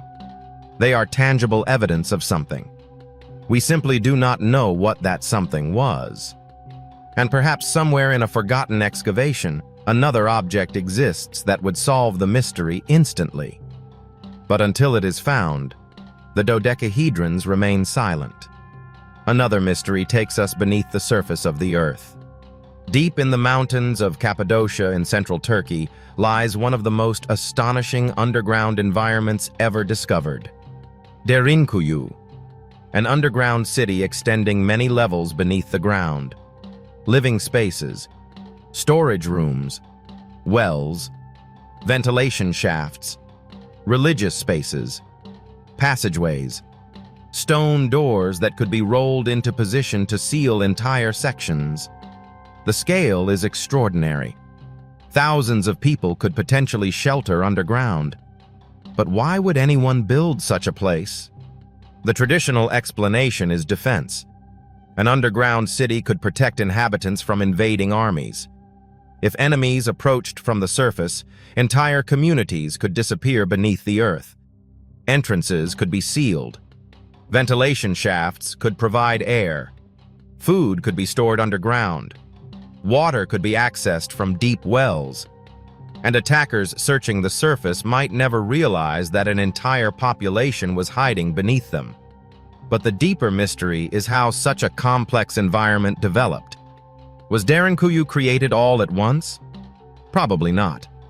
It appears to have been expanded and modified over long periods by different populations. Early chambers may have been carved centuries before later inhabitants transformed them into something much larger. This raises another question. How much of the underground city remains undiscovered? Cappadocia contains enormous networks of caves and tunnels. Some may connect to known settlements. Others may still lie sealed. The soft volcanic rock made underground excavation relatively practical. But practical does not mean easy. Workers had to remove enormous amounts of material without modern machinery. They had to create ventilation. They had to prevent collapse. They had to design spaces capable of supporting large populations. And they had to understand the geology beneath their feet. The result is a hidden world that feels almost impossible when first encountered. But perhaps the most disturbing thought is this. What happened to the people who built it? Their descendants may have survived. Their cultures changed. Their languages evolved. Their buildings disappeared. But the tunnels remained. Stone remembers what people forget. And that principle appears again and again throughout archaeology. We find structures without their builders, artifacts without instructions, cities without inhabitants, tombs without names, and sometimes entire civilizations known only because something they created refused to disappear. The final mystery in this chapter brings us back to the desert. In Egypt, beneath the sands and stones of an ancient civilization, archaeologists continue to discover evidence that the landscape was once dramatically different. The Sahara was not always the endless desert we see today. Thousands of years ago, parts of North Africa were greener. Lakes existed. Rivers crossed the landscape. Animals migrated through grasslands. Human communities occupied areas that are now buried beneath sand. As the climate changed, the environment became increasingly dry. People moved toward permanent water sources. Civilizations concentrated around the Nile. The desert expanded. But what was left behind? Buried beneath the Sahara are ancient tools, settlements, rock art, animal remains, and traces of human activity. Some discoveries have completely changed our understanding of when and where complex human societies developed. And this raises a terrifying possibility. There may be entire archaeological sites beneath the desert that we have never seen. Sand can hide structures for thousands of years. A city can disappear without a trace beneath shifting dunes. A temple can become indistinguishable from the surrounding landscape. A road can vanish. A settlement can become nothing more than a buried outline waiting for technology to reveal it. Satellite imagery has already transformed archaeology by allowing researchers to detect structures invisible from the ground. But the Sahara is enormous. Much of it remains difficult to explore. And every discovery raises another question. How many civilizations have we simply failed to find? Perhaps the most frightening thing about ancient history is not that humanity has forgotten some mysteries. It is that we may not even know what we have forgotten. Beneath oceans, beneath deserts, inside mountains, under modern cities. The past is everywhere around us, and every discovery opens another door. Behind that door may be an answer, or something even more mysterious. Because sometimes the greatest archaeological discovery is not proof that we were wrong. It is proof that we still do not know how much of the human story remains hidden. Sometimes the most frightening mysteries are not buried beneath ancient ruins or hidden inside forgotten tombs. Sometimes they are standing in plain sight, waiting for someone to realize that the story we have been told about them may be incomplete. Across the world, archaeologists have discovered monuments that seem to appear far beyond the technological abilities of the people who supposedly built them. Massive stones have been cut, transported, and positioned with astonishing precision. Entire underground chambers have been carved from solid rock. And in some cases, the original builders left behind almost no explanation. But perhaps nowhere is this mystery more powerful than at Baalbek, in modern-day Lebanon. At the foot of the anti-Lebanon mountains stands one of the most extraordinary ancient temple complexes ever constructed. The ruins are enormous. Columns rise from the ground like stone giants, some reaching more than 18 meters into the sky. Massive blocks form enormous platforms beneath them. But among all these remains, one structure has captured the imagination of researchers and mystery seekers for generations. The foundations. Deep beneath the Roman temple complex are some of the largest precisely cut stones ever incorporated into an ancient monument. The most famous are the so-called trilithon stones. Each one weighs hundreds of tons. Imagine standing beside one of these blocks. A human being looks almost insignificant next to it. Now imagine trying to move that stone without cranes, engines, steel cables, or modern vehicles. That is where the mystery begins. Baalbek was heavily developed during the Roman period, particularly under emperors who transformed the site into a monumental religious center. Roman engineers were unquestionably capable of extraordinary construction. But some of the gigantic foundation stones appear to have been placed before or during earlier phases of the site's development, creating an enduring question. Why were stones of such enormous dimensions used? And how were they transported? One of the most astonishing examples is the Stone of the Pregnant Woman, an enormous block still lying in an ancient quarry several kilometers from the temple. It weighs more than 1,000 tons. Another massive block known as the Stone of the South was later identified in the same quarry. These discoveries demonstrate something important. The ancient builders were not simply working with enormous stones. They were deliberately extracting them. Someone had to identify the stone. Someone had to cut around it. Someone had to separate it from the bedrock. Someone had to transport it. And someone had to position it precisely. The traditional explanation involves organized labor, wooden sledges, rollers, ramps, ropes, and enormous manpower. None of this requires supernatural technology. Ancient civilizations were capable of mobilizing thousands of workers and designing sophisticated engineering systems. But there is still a question that refuses to disappear. Why build on such a scale? What practical or religious purpose justified the enormous effort? Some researchers believe the gigantic platform was part of a long architectural tradition in the region. Others suggest that earlier structures may have existed beneath the Roman complex and were incorporated into later construction. And this possibility is particularly important, because ancient sites were rarely created by one civilization alone. A temple might be rebuilt over an older sanctuary.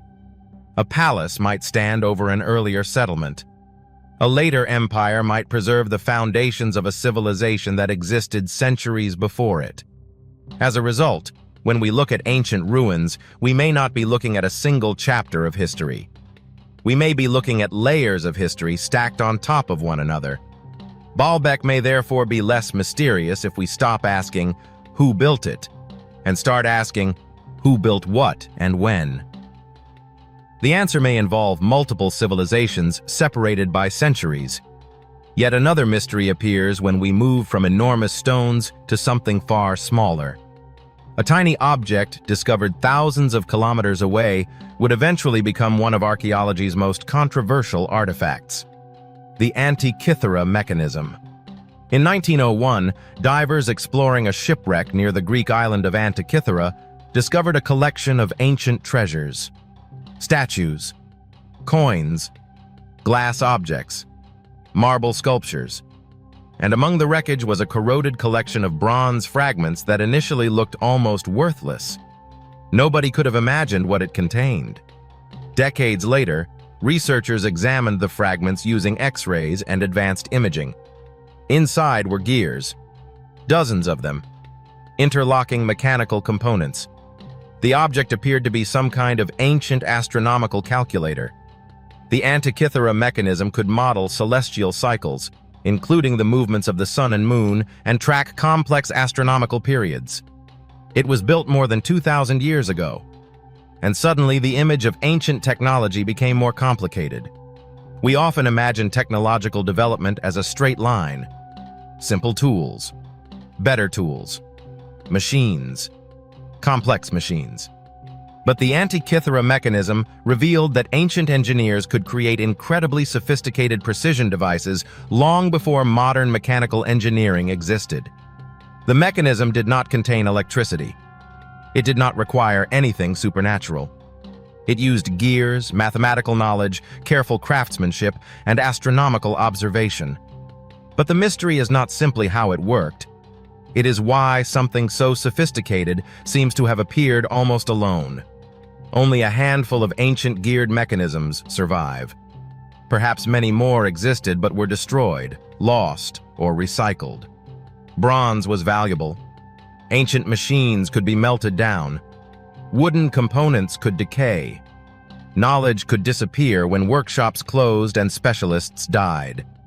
The Antikythera mechanism may therefore represent only the surviving tip of a much larger technological tradition. Imagine if one mechanical calculator survived from an entire civilization of engineers. Future archaeologists might find it and assume it was an isolated miracle. Perhaps that is exactly what we are doing. Perhaps some of the technologies we call impossible were simply part of a broader tradition whose evidence has been almost completely erased. But the ancient world has another mystery that challenges not technology, but identity itself. Who were the people who built the enormous statues of Easter Island? The island, known as Rapa Nui, lies thousands of kilometers from the nearest continental landmass, and scattered across its landscape are hundreds of monumental stone figures known as moai. These statues are among the most recognizable archaeological monuments on Earth. Some stand more than 10 meters tall. Others weigh many tons. They were carved from volcanic stone and transported across the island. For decades, their construction seemed almost impossible. How could a relatively isolated society carve such enormous statues? How could they move them? And why create them at all? The answer appears to be connected to ancestors, status, and sacred authority. The moai likely represented important ancestral figures whose spiritual presence protected communities. But the transportation question remains fascinating. How were the statues moved? For years, researchers proposed wooden sledges, rollers, and enormous quantities of timber. But experimental archaeology has demonstrated another possibility. Some replicas can be moved upright using ropes and coordinated rocking motions. The statues almost seem to walk. That possibility changes the story. Instead of requiring vast forests and giant machines, the builders may have developed an elegant method using human coordination and physics. But Rapa Nui still contains a darker mystery. The island experienced major environmental and social changes. Forests were reduced. Resources became scarce. Population patterns shifted. Conflict may have increased. Traditional explanations once blamed the islanders themselves for completely destroying their environment. Modern research suggests the reality was more complicated. Rats introduced by humans may have affected forest regeneration. Climate changes influenced resources. European contact brought disease, slavery, and demographic catastrophe. The civilization did not simply collapse because its people were careless. Its story was shaped by environmental pressure, social change, and outside forces. This is another lesson archaeology teaches us. Ancient civilizations rarely disappear for one simple reason. Their endings are usually complicated. And sometimes, the people who survived are the reason we can still understand anything about them. But what happens when there are no survivors? Or when a civilization leaves behind structures but almost no written history? That question leads us to one of the most mysterious places in the ancient world: the Indus Valley Civilization. More than 4,000 years ago, enormous urban settlements developed across parts of modern Pakistan and northwestern India. Cities such as Mohenjo-Daro and Harappa contained carefully planned streets, sophisticated drainage systems, standardized bricks, wells, houses, public structures, and extensive evidence of long-distance trade. These were not primitive villages. They were complex urban societies, and yet their writing system remains undeciphered. Hundreds of symbols appear on seals and objects. Researchers have spent decades trying to understand them. Some believe the script represents a full language. Others argue that the symbols may have served a different function. Because there is no universally accepted decipherment, we cannot read the civilization's own explanation of itself. We do not know what its people called their cities. We do not know the names of many rulers. We cannot read their religious texts. We cannot hear their own voices.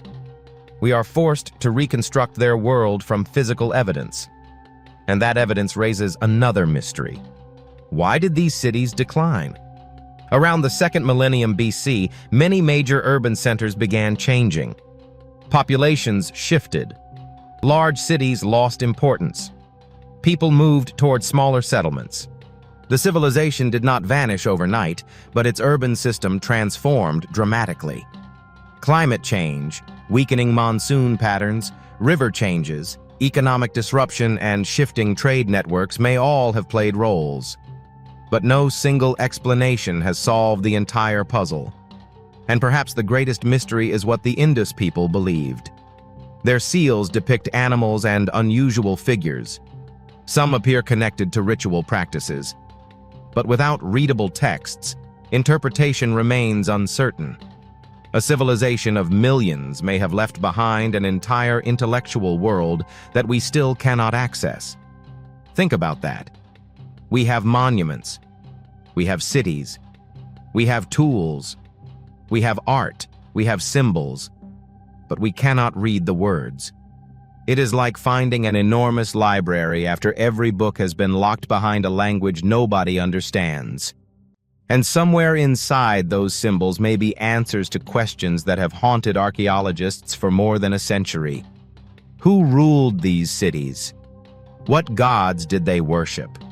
How did they understand death? Why did their cities change? And what happened to the people who lived there? Perhaps one day a new discovery will provide the key. A longer inscription, a bilingual text, a previously unknown archive, One artifact could transform everything. That is the strange nature of archaeology. A civilization can remain silent for thousands of years. Then a single stone, a fragment of pottery, a buried tomb, or a forgotten inscription can suddenly give it a voice. But until that moment comes, the silence remains. And perhaps the most frightening mystery is not that ancient civilizations had secrets. It is that some of those secrets may never be recovered. The oceans are rising over forgotten settlements. Deserts are burying ancient roads. Forests are consuming abandoned cities. Modern construction is destroying archaeological layers. And every year, evidence disappears. Yet beneath the surface, countless fragments remain, waiting for someone to notice them, waiting for someone to understand them, and waiting to remind us that history is not a finished story. It is an unfinished investigation. The deeper we dig, the more questions we uncover. And somewhere beneath the ruins of the ancient world may be the discovery that changes everything we believe about where we came from. What if one of the greatest mysteries of human history is not something that disappeared, but something that was deliberately hidden? Across the world, ancient civilizations buried their dead beneath monumental structures. Kings were sealed inside enormous tombs. Treasures were hidden behind stone walls. Sacred objects were placed where ordinary people could never reach them. Sometimes these places were protected by traps, curses, or simply by secrecy. But there are tombs that have remained untouched for thousands of years, and the longer they remain sealed, the more questions they create. One of the most famous lies beneath the ancient landscape of China. The tomb of Qin Shi Huang, the first emperor to unify China. More than 2,000 years ago, Qin Shi Huang created one of the most powerful states the ancient world had ever seen. He conquered rival kingdoms, standardized writing, measurements, currency, and law, and began the construction of what would eventually become associated with the Great Wall. But the emperor was obsessed with one thing above all else: defeating death. According to ancient historical records, Qin Shi Huang spent enormous resources searching for an elixir that could grant him eternal life. Ironically, some substances once consumed in the hope of achieving immortality may have contributed to his death. But the emperor had already prepared another world for himself. His enormous mausoleum lies near modern Xi'an.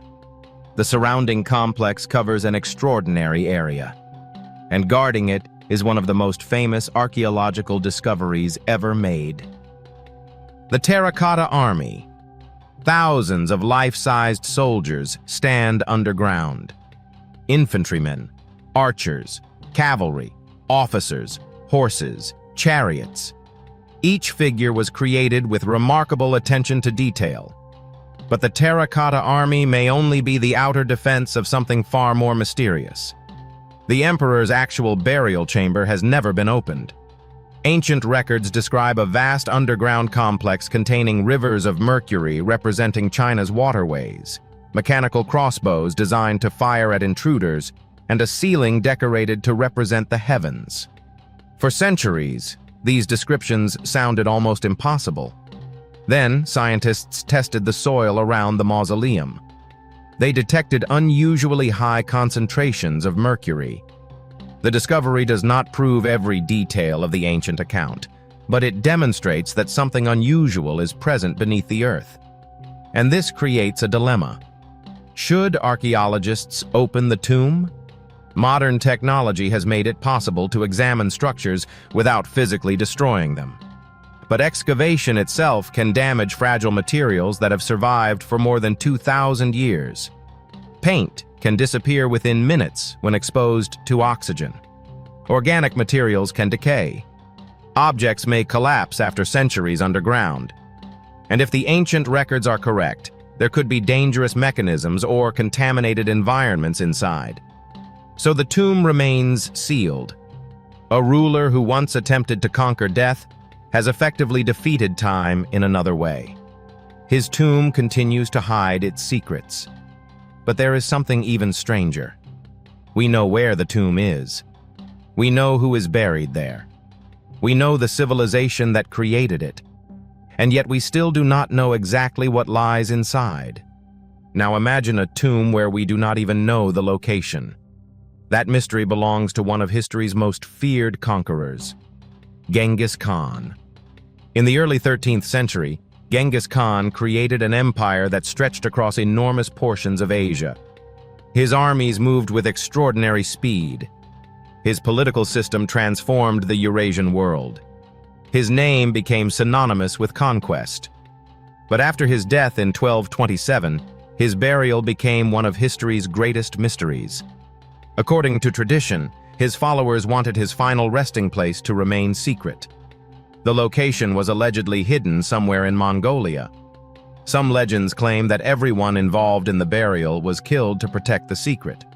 Other stories describe rivers being diverted or horses being used to erase traces of the grave.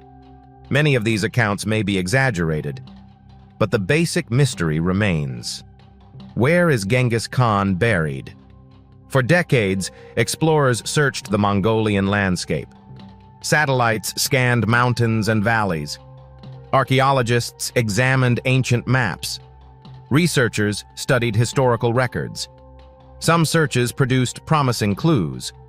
None produced a universally accepted tomb. One reason is the enormous size of the region. Mongolia contains vast landscapes where a burial site could remain hidden for centuries. There is another problem: respect. For many Mongolians, the resting place of Genghis Khan is not simply an archaeological target. It is connected to national identity, ancestry, and cultural heritage. Some people believe the grave should never be disturbed. Others argue that finding it would be one of the greatest archaeological discoveries in human history. The tension between scientific curiosity and cultural respect is at the heart of this mystery. Perhaps the greatest discovery would not be opening the tomb. Perhaps it would simply be locating it. Imagine a team scanning a remote mountain valley and suddenly identifying an enormous buried structure. A sealed chamber. An inscription. A royal burial complex. After centuries of searching, the final resting place of one of history's most powerful rulers could suddenly emerge from the landscape. But until that happens, Genghis Khan remains strangely absent.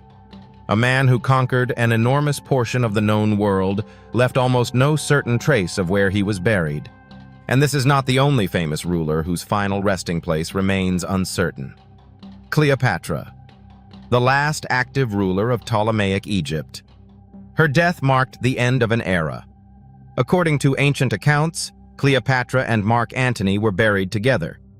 But the exact location of their tomb has never been confirmed. For generations, archaeologists have searched Alexandria and surrounding regions. One promising location is Taposiris Magna, an ancient temple complex west of Alexandria. Excavations have uncovered tunnels, tombs, coins, statues, and other artifacts.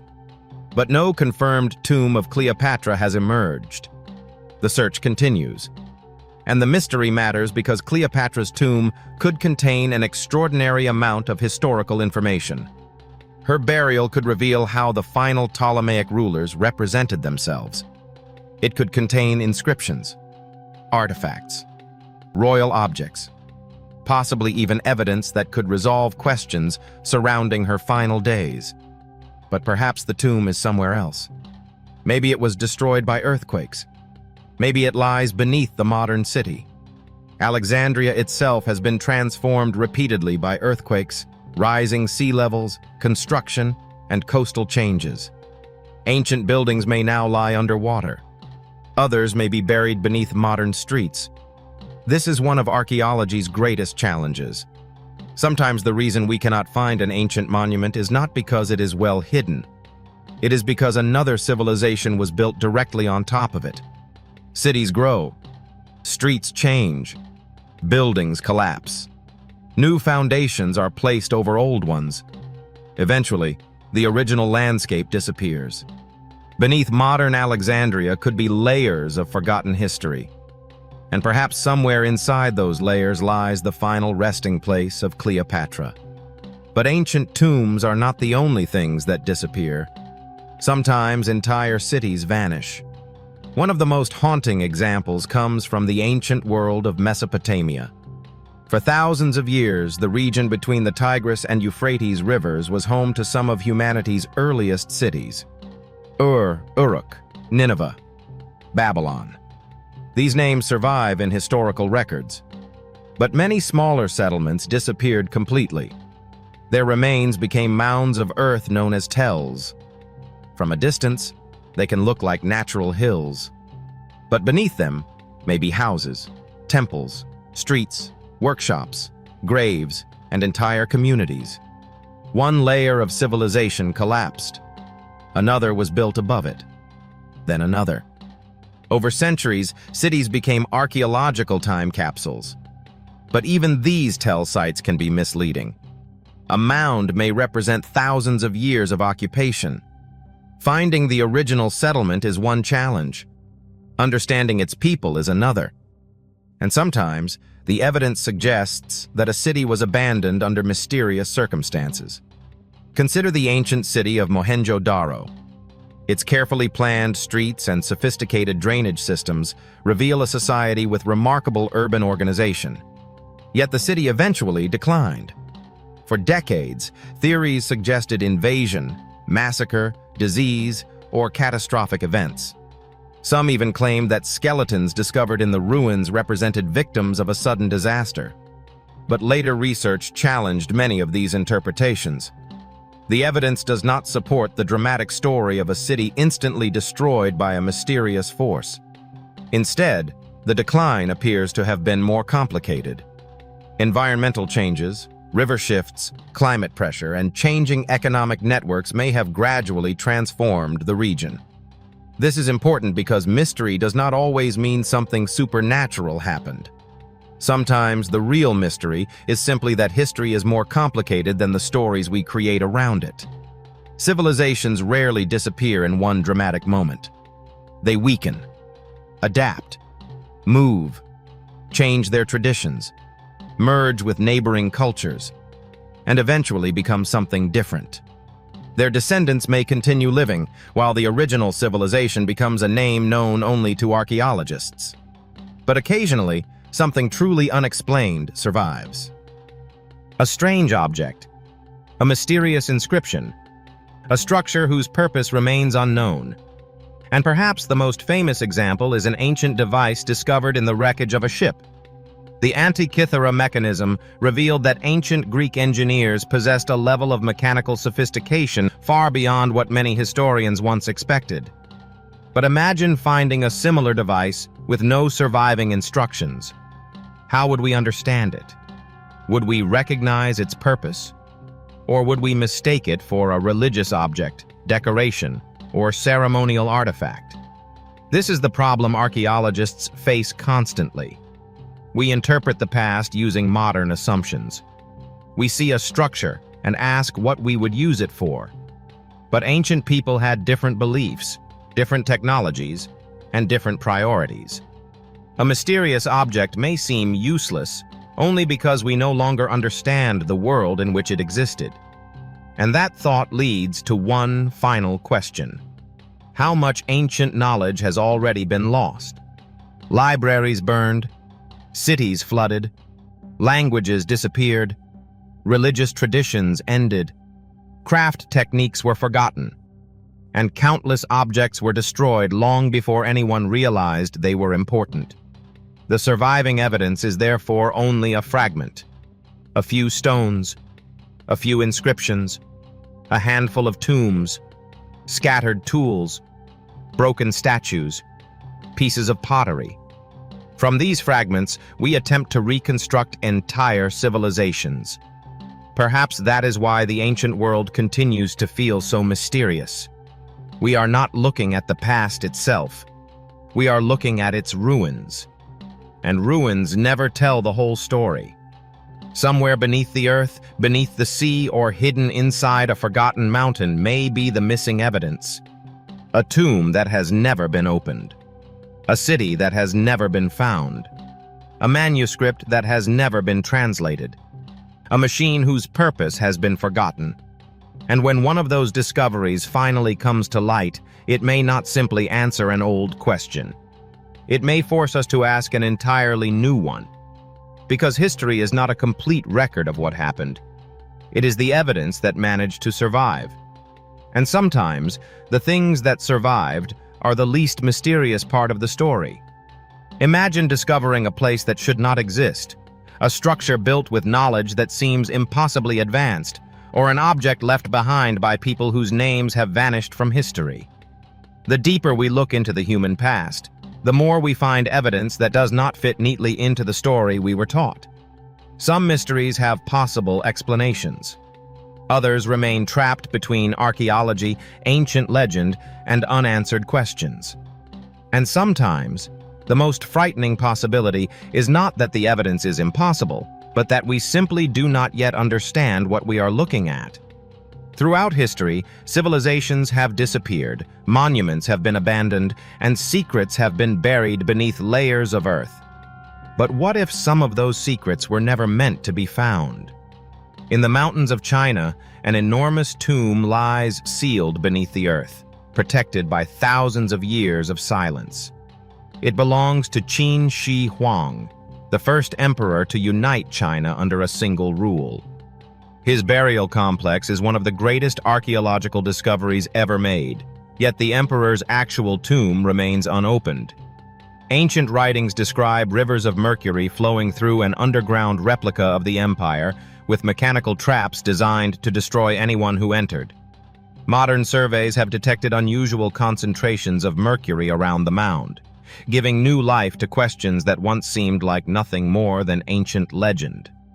The tomb is part of a vast funerary complex near modern Xi'an, where thousands of life-sized terracotta warriors were discovered standing in underground pits. Soldiers, horses, chariots, weapons, officials, and musicians were created to accompany the emperor into the afterlife. Yet these remarkable figures may represent only a fraction of what lies beneath the surrounding earth. Qin Shi Huang was obsessed with immortality.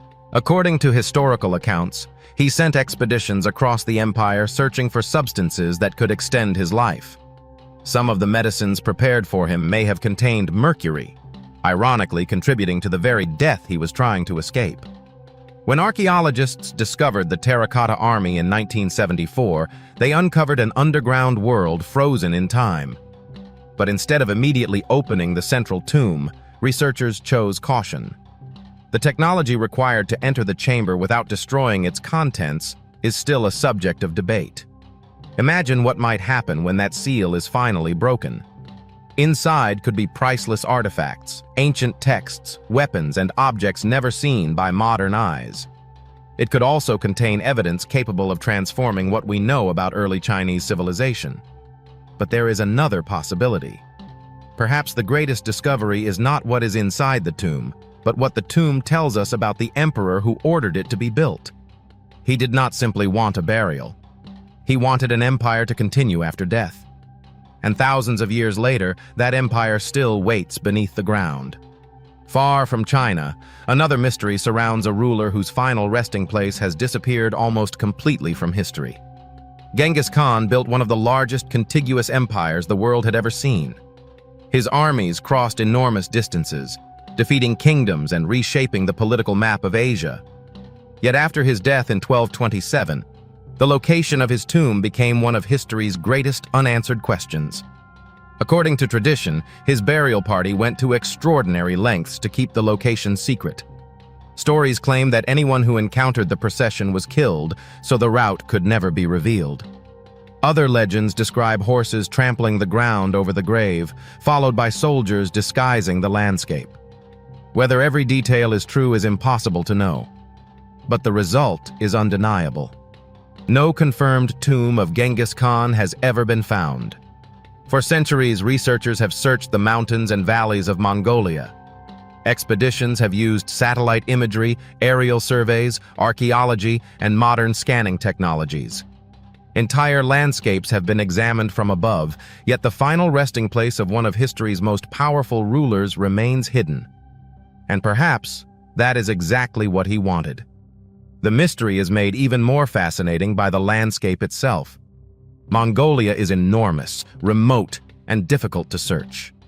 Vast grasslands stretch toward distant mountains, while archaeological remains lie scattered beneath centuries of erosion. Some researchers have suggested that the tomb could be near the sacred Burkhan Khaldun mountain, a location associated with Genghis Khan during his lifetime. Others believe the grave may be somewhere entirely different. The most disturbing possibility is that the tomb has already been discovered without anyone realizing what it was. An ordinary-looking mound. A forgotten archaeological site. A structure covered by centuries of vegetation.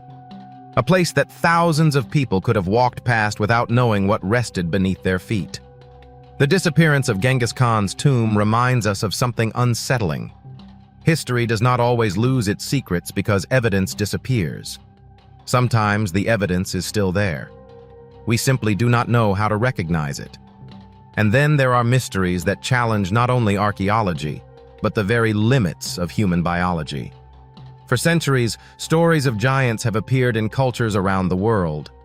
Ancient texts describe enormous warriors. Folklore speaks of people who towered over ordinary humans. Medieval writers sometimes claim to have discovered the bones of giants. Most of these stories eventually turned out to be misunderstandings, exaggerated legends, or the fossilized remains of extinct animals. But one story from France continues to attract attention. In the 19th century, reports circulated about the discovery of an enormous skeleton near the French village of Saint-Jean-de-Livet.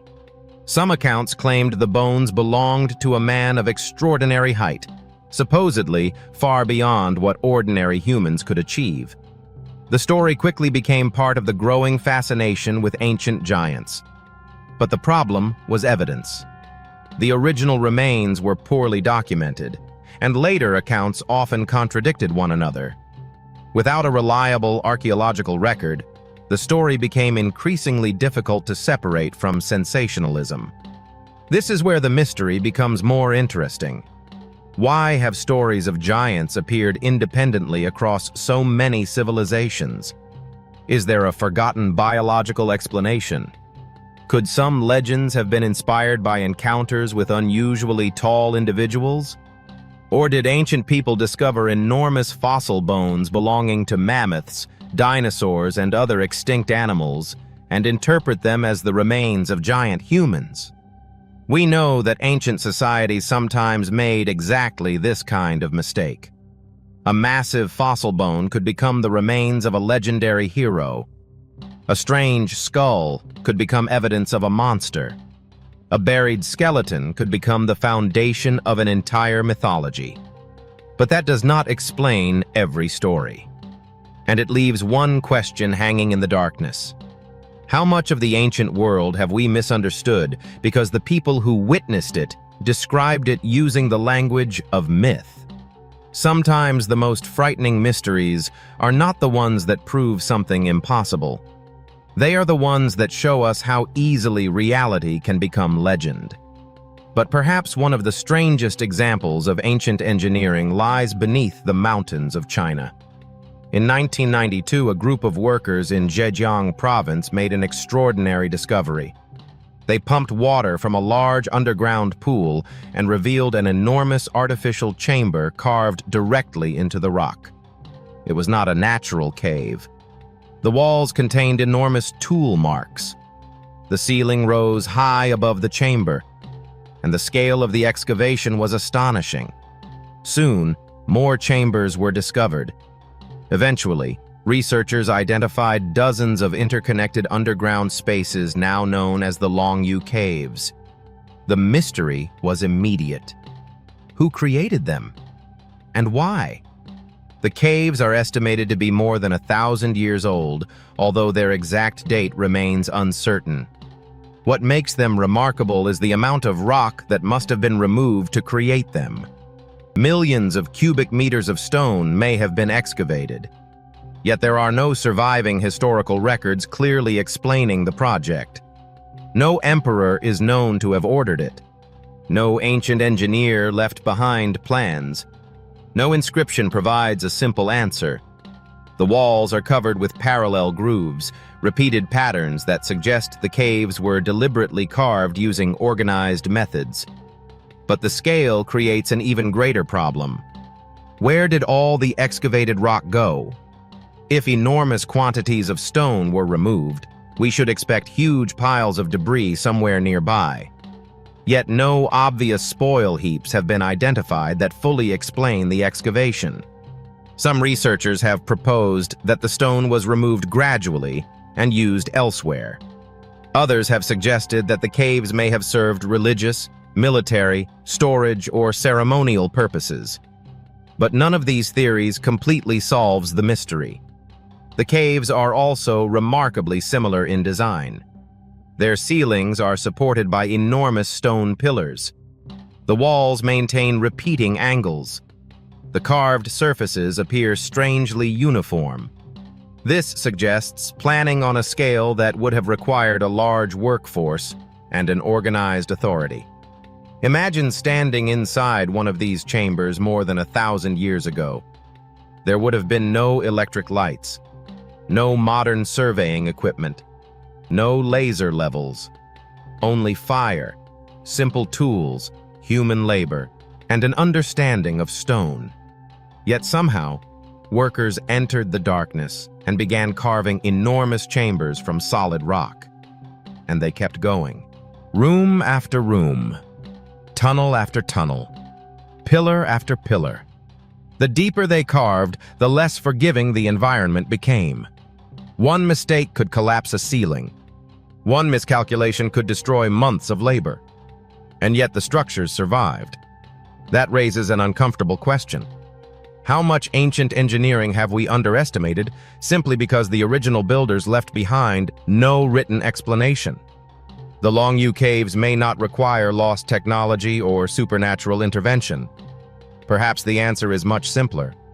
Thousands of workers, generations of accumulated knowledge, careful planning, and an enormous amount of time. But even that explanation creates another mystery. Why would a society invest such extraordinary effort into a hidden underground world and then leave almost no record of it?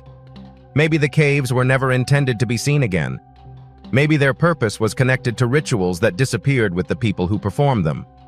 Maybe they were built for a political or military purpose that later generations deliberately forgot. Or perhaps we are still asking the wrong question. Because when we look at ancient monuments, we tend to ask what they were used for. But sometimes the more important question is why an entire civilization was willing to spend so much effort building something that future generations would barely understand. And the Longyou Caves are not alone. Across China, underground chambers, ancient tombs, enormous defensive structures, and mysterious carved landscapes continue to emerge from beneath fields, mountains, and cities. Every discovery gives us more information. But strangely, it also creates more questions. That is the pattern repeated throughout archaeology. The deeper we dig, the less certain the past becomes. And perhaps that is because history was never a complete story. It is a collection of fragments, a broken inscription, a buried skeleton, a forgotten road, a sealed tomb, a strange object with no known purpose. Each fragment tells us something, but none tells us everything. The tomb of Qin Shi Huang remains sealed. The grave of Genghis Khan remains lost. The stories of ancient giants remain trapped between evidence and legend. And beneath the mountains of China, the Longyou Caves continue to stand as silent evidence of an enormous project whose creators left almost no explanation. These mysteries do not necessarily prove that ancient civilizations possessed impossible technology. They prove something more unsettling. Human history is full of gaps. Civilizations rise, build, fight, worship, disappear, and leave behind only fragments of what they once knew. And sometimes those fragments survive for thousands of years, waiting beneath the ground for someone to ask the question that no one before them thought to ask. What really happened here? Perhaps somewhere beneath an ancient mound, inside an unopened chamber, beneath a forgotten valley, or hidden inside a structure dismissed as ordinary, another piece of the puzzle is still waiting. And when that piece is finally found, it may not answer the mysteries of the past. It may force us to rewrite them. Some mysteries begin with an object. Others begin with a place that seems almost impossible to exist. But the most disturbing mysteries are those that challenge our understanding of what ancient people were capable of doing, what they knew about the world, and what may have disappeared when their civilizations collapsed. For centuries, historians believed that the development of complex civilization followed a relatively predictable path. Small hunter-gatherer communities became farmers. Villages became towns. Towns became cities. Writing appeared. Governments formed. Monumental architecture followed. But archaeology has repeatedly complicated that story. Sometimes a discovery appears far earlier than expected. Sometimes a monument is far larger than the society that supposedly built it should have been able to construct.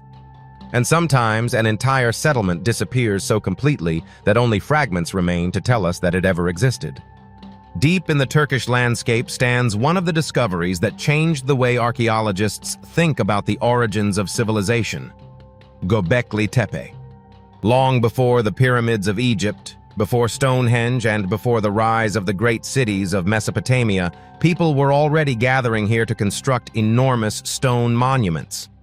The site contains massive T-shaped pillars, some weighing many tons, carved with images of animals, including snakes, foxes, birds, and wild boars. Room after room, tunnel after tunnel, pillar after pillar. The deeper they carved, the less forgiving the environment became.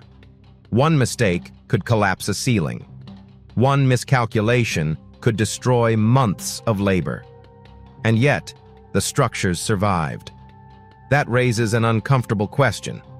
How much ancient engineering have we underestimated simply because the original builders left behind no written explanation? The Long U caves may not require lost technology or supernatural intervention. Perhaps the answer is much simpler.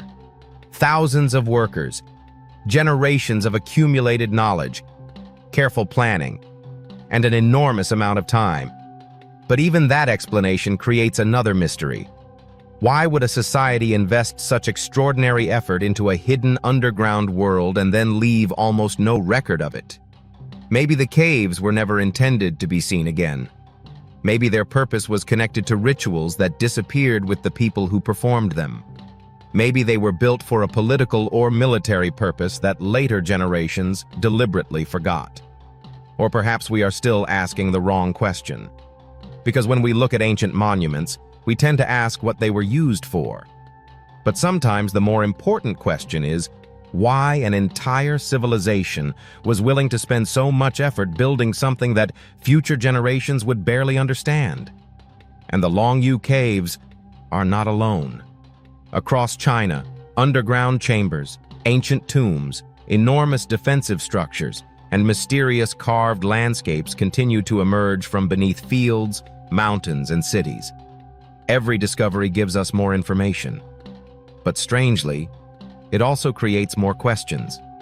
That is the pattern repeated throughout archaeology. The deeper we dig, the less certain the past becomes. And perhaps that is because history was never a complete story. It is a collection of fragments, a broken inscription, a buried skeleton, a forgotten road, a sealed tomb, a strange object with no known purpose. Each fragment tells us something, but none tells us everything. The tomb of Qin Shi Huang remains sealed. The grave of Genghis Khan remains lost. The stories of ancient giants remain trapped between evidence and legend. And beneath the mountains of China, the Long U caves continue to stand as silent evidence of an enormous project whose creators left almost no explanation. These mysteries do not necessarily prove that ancient civilizations possessed impossible technology. They prove something more unsettling. Human history is full of gaps. Civilizations rise, build, fight, worship, disappear, and leave behind only fragments of what they once knew. And sometimes those fragments survive for thousands of years, waiting beneath the ground for someone to ask the question that no one before them thought to ask. What really happened here? Perhaps somewhere beneath an ancient mound, inside an unopened chamber, beneath a forgotten valley, or hidden inside a structure dismissed as ordinary, another piece of the puzzle is still waiting. And when that piece is finally found, it may not answer the mysteries of the past. It may force us to rewrite them. Some mysteries begin with an object. Others begin with a place that seems almost impossible to exist. But the most disturbing mysteries are those that challenge our understanding of what ancient people were capable of doing, what they knew about the world, and what may have disappeared when their civilizations collapsed. For centuries, historians believed that the development of complex civilization followed a relatively predictable path. Small hunter-gatherer communities became farmers. Villages became towns. Towns became cities. Writing appeared. Governments formed. Monumental architecture followed. But archaeology has repeatedly complicated that story. Sometimes a discovery appears far earlier than expected. Sometimes a monument is far larger than the society that supposedly built it should have been able to construct. And sometimes, an entire settlement disappears so completely that only fragments remain to tell us that it ever existed. Deep in the Turkish landscape stands one of the discoveries that changed the way archaeologists think about the origins of civilization. Göbekli Tepe. Long before the pyramids of Egypt, before Stonehenge, and before the rise of the great cities of Mesopotamia, people were already gathering here to construct enormous stone monuments. The site contains massive T-shaped pillars, some weighing many tons, carved with images of animals including snakes, foxes, birds, and wild boars. Ancient technology was not necessarily primitive. It was different. Without steel cranes, engines, or computers, people still possessed mathematics, geometry, astronomy, engineering knowledge, and enormous practical experience. The loss of that knowledge can make their achievements appear impossible to us. But then, another mystery emerges. Why did Tiwanaku decline? By around the first millennium AD, the civilization began to weaken. Environmental changes, prolonged drought, political instability, and social disruption may all have played a role. Eventually, the monumental center was abandoned. The stones remained. The people disappeared. And centuries later, outsiders would look at the ruins and wonder who could possibly have built them. This pattern repeats again and again. Civilization leaves behind monuments. Civilization disappears. The monument survives. And future generations invent explanations. But perhaps the greatest mystery is not how civilizations build. It is how civilizations vanish. Consider the ancient city of Mohenjo-Daro. More than 4,000 years ago, one of the world's most sophisticated urban societies flourished across the Indus Valley. Mohenjo-Daro had planned streets, drainage systems, brick buildings, wells, public spaces, and remarkably standardized construction. Its streets were arranged in an organized grid.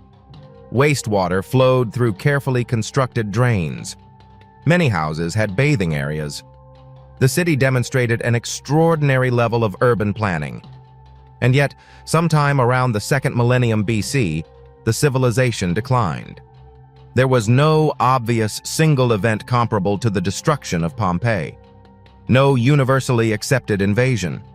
No definitive record describing its final days. Instead, the civilization gradually faded. Its cities were abandoned. Its writing remains largely undeciphered. And because we cannot fully read the inscriptions left by the people themselves, their voices remain silent. This is one of archaeology's cruelest problems. We can discover the buildings. We can recover the pottery. We can examine their bones. We can study their tools. But without understanding their written language, we cannot ask them what happened. The Indus script has become one of the great unsolved puzzles of ancient history.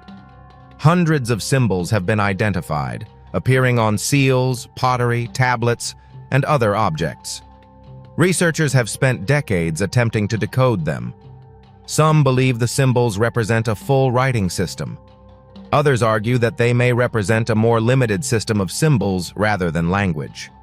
Without a long bilingual inscription, like the Rosetta Stone that helped decode Egyptian hieroglyphs, the problem remains extraordinarily difficult.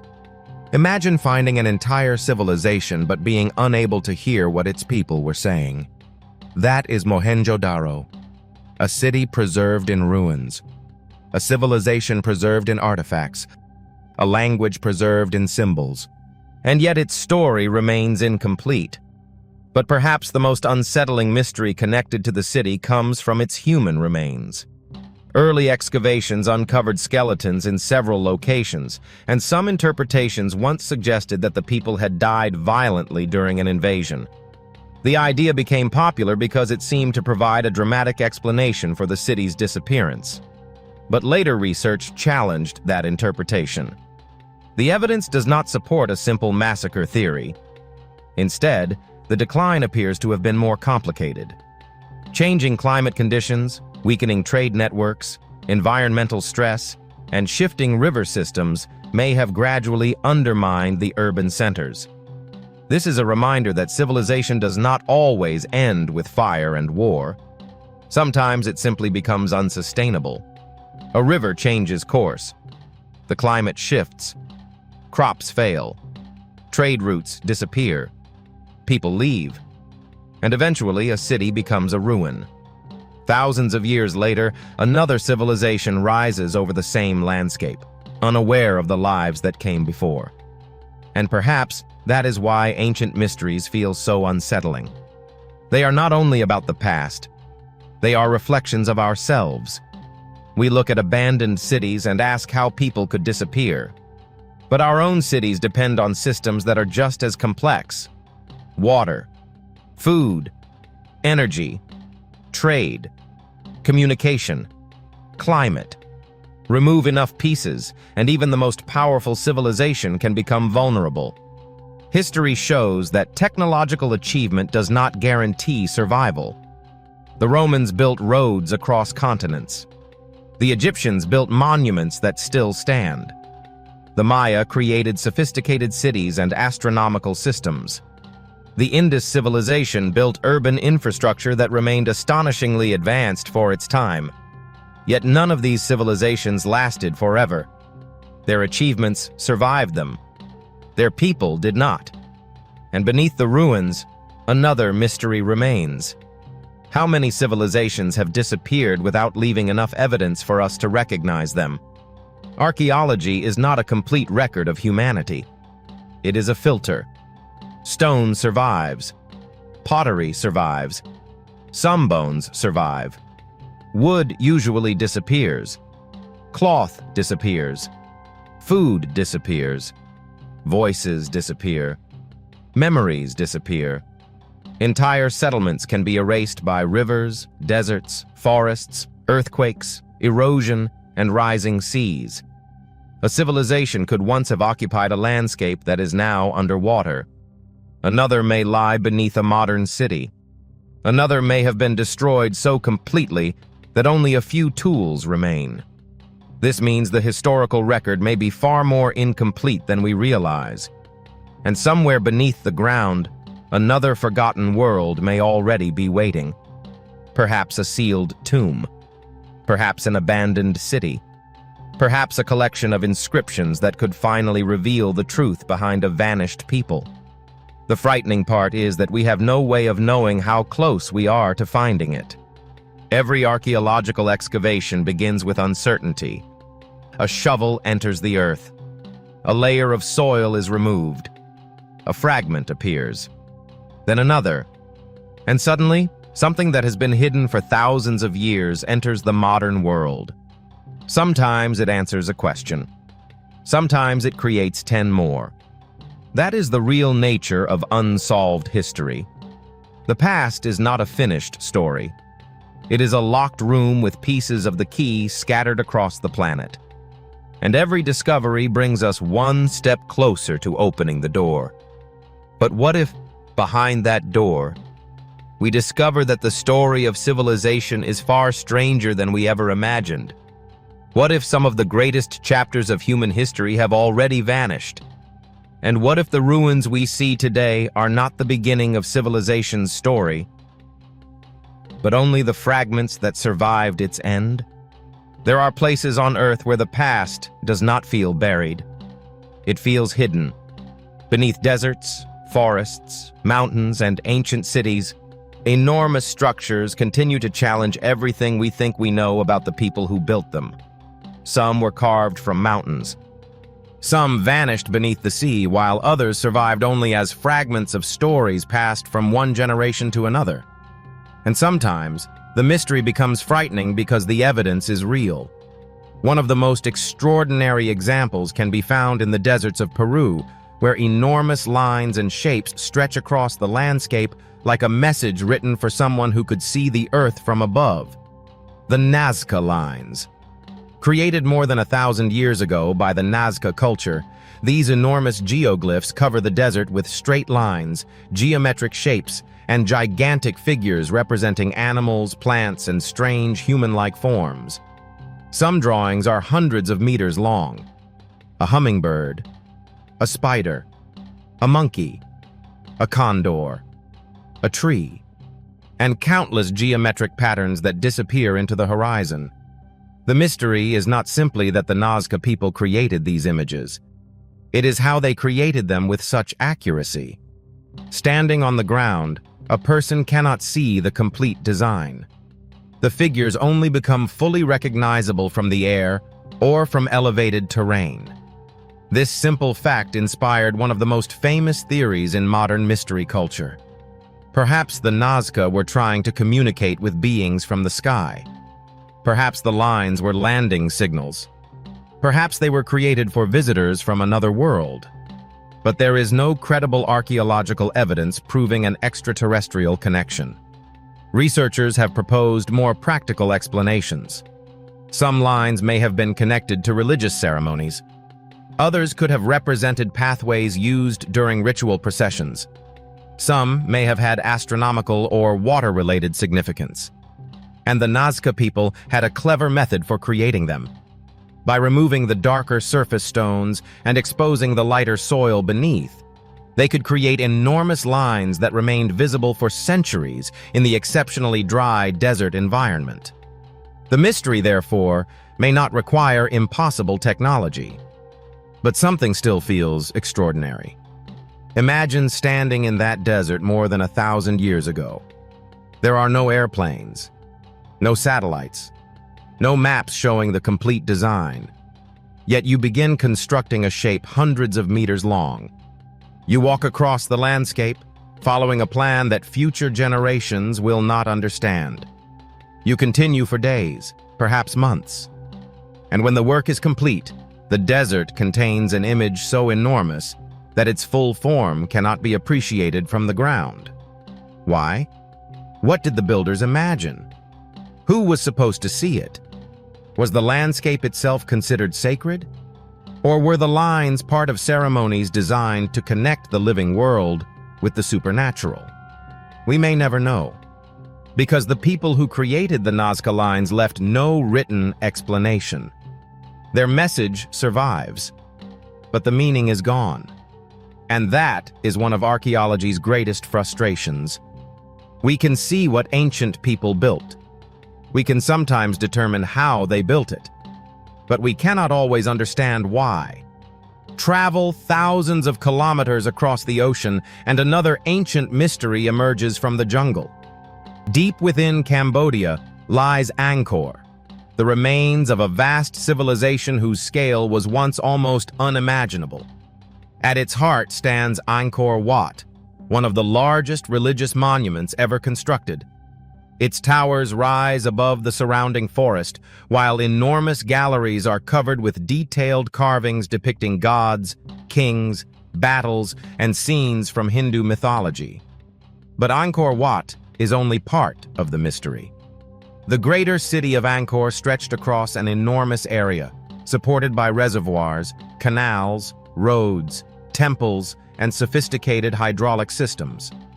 For years, researchers underestimated the scale of the civilization because much of it was hidden beneath dense vegetation. Then modern airborne laser scanning began revealing what the jungle had concealed. Beneath the trees were traces of roads, neighborhoods, embankments, reservoirs, and other structures.